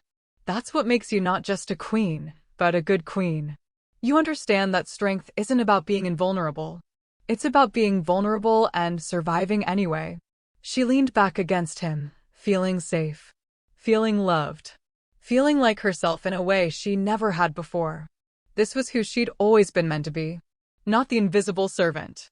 Not the scared girl hiding from her gifts. But this, a woman who'd faced her fears and come out stronger. A mate who'd claimed her power without losing her compassion. A mother preparing to bring new life into a world she was determined to make better. And tomorrow, the world would see it too. Would see what Morgan had always seen. What the moon goddess had known all along. That Cynthia wasn't just a servant who'd gotten lucky. She was a queen who'd earned her crown. Not through birthright or bloodline or political maneuvering. But through surviving. Through fighting. Through refusing to let anyone, including herself, diminish who she was. "I'm ready," she said suddenly. "For tomorrow. For the coronation. For everything that comes after." I'm ready. I know you are, Morgan said softly. I've always known. And as they stood there together, wrapped in moonlight and love and the promise of tomorrow, Cynthia felt something she'd never felt before. Complete. Not because she'd found her mate or claimed her power or earned her crown, but because she'd finally found herself. And that made all the difference. So here's the question that matters. Not whether Cynthia deserved her happy ending. Not whether Morgan was right to claim her. Not whether the pack should have accepted a servant as their queen. But this: would you have been brave enough to do what she did? Would you have stood in that garden in the rain, pregnant and terrified, and believed someone when they told you that you were worth everything? Would you have faced a council full of hostile nobles who wanted nothing more than to prove you didn't belong? Would you have undergone a ritual that exposed every broken piece of your soul to people who had every reason to judge you harshly? Would you have stood against a conspiracy, alone and outnumbered, and claimed a power you'd been taught to fear your entire life? Would you have chosen to shine when everything in your past taught you that invisibility was safer? Because that's what Cynthia did. Not because she was fearless. Not because she was special. But because she decided that living was worth the risk of being hurt. That love was worth the risk of loss. That power was worth the risk of corruption. She decided to be seen. To be known. To be vulnerable in a world that punished vulnerability. And in doing so, she became everything she'd always been meant to be. So I'll ask you again, would you have been brave enough? Would you have chosen her side? Or would you have been one of the wolves who looked at a servant and saw only what she'd been, not what she could become? The answer matters. Because there are Cynthias all around us. People who've been taught they're invisible. Who've been told they're too broken to be fixed. Who've been convinced that power isn't for people like them. And they're waiting. Waiting for someone to see them. To believe in them. To give them permission to finally claim who they are. Maybe you're that person. Maybe you're the one who needs to be seen. Either way, remember Cynthia's story. Remember that invisible doesn't mean worthless. That broken doesn't mean unfixable. That servant and queen aren't opposites. Sometimes they're just different chapters in the same story. Sometimes the most powerful thing you can do is decide to be seen. To take up space. To stop apologizing for existing. To claim your crown, whatever form that crown takes. Because you were never meant to be invisible. You were always meant to shine. You just had to be brave enough to let yourself. If this story touched something inside you, if Cynthia's journey resonated with your own struggles, if you need a reminder that you're stronger than you think, then subscribe to Cindy's Wolfheart Stories. Because here, we don't just tell tales about werewolves and kingdoms and mate bonds. We tell stories about becoming. About transformation. About the moment you stop surviving and start living. We tell stories about the power that comes from being vulnerable. The strength that comes from being afraid and doing it anyway. The magic that happens when you finally decide to be seen. And if that's the kind of story you need right now, if you're ready to stop being invisible and start shining, then you know where to find us. Under the moon. Where all transformations begin. Welcome home, my wolves. Welcome home.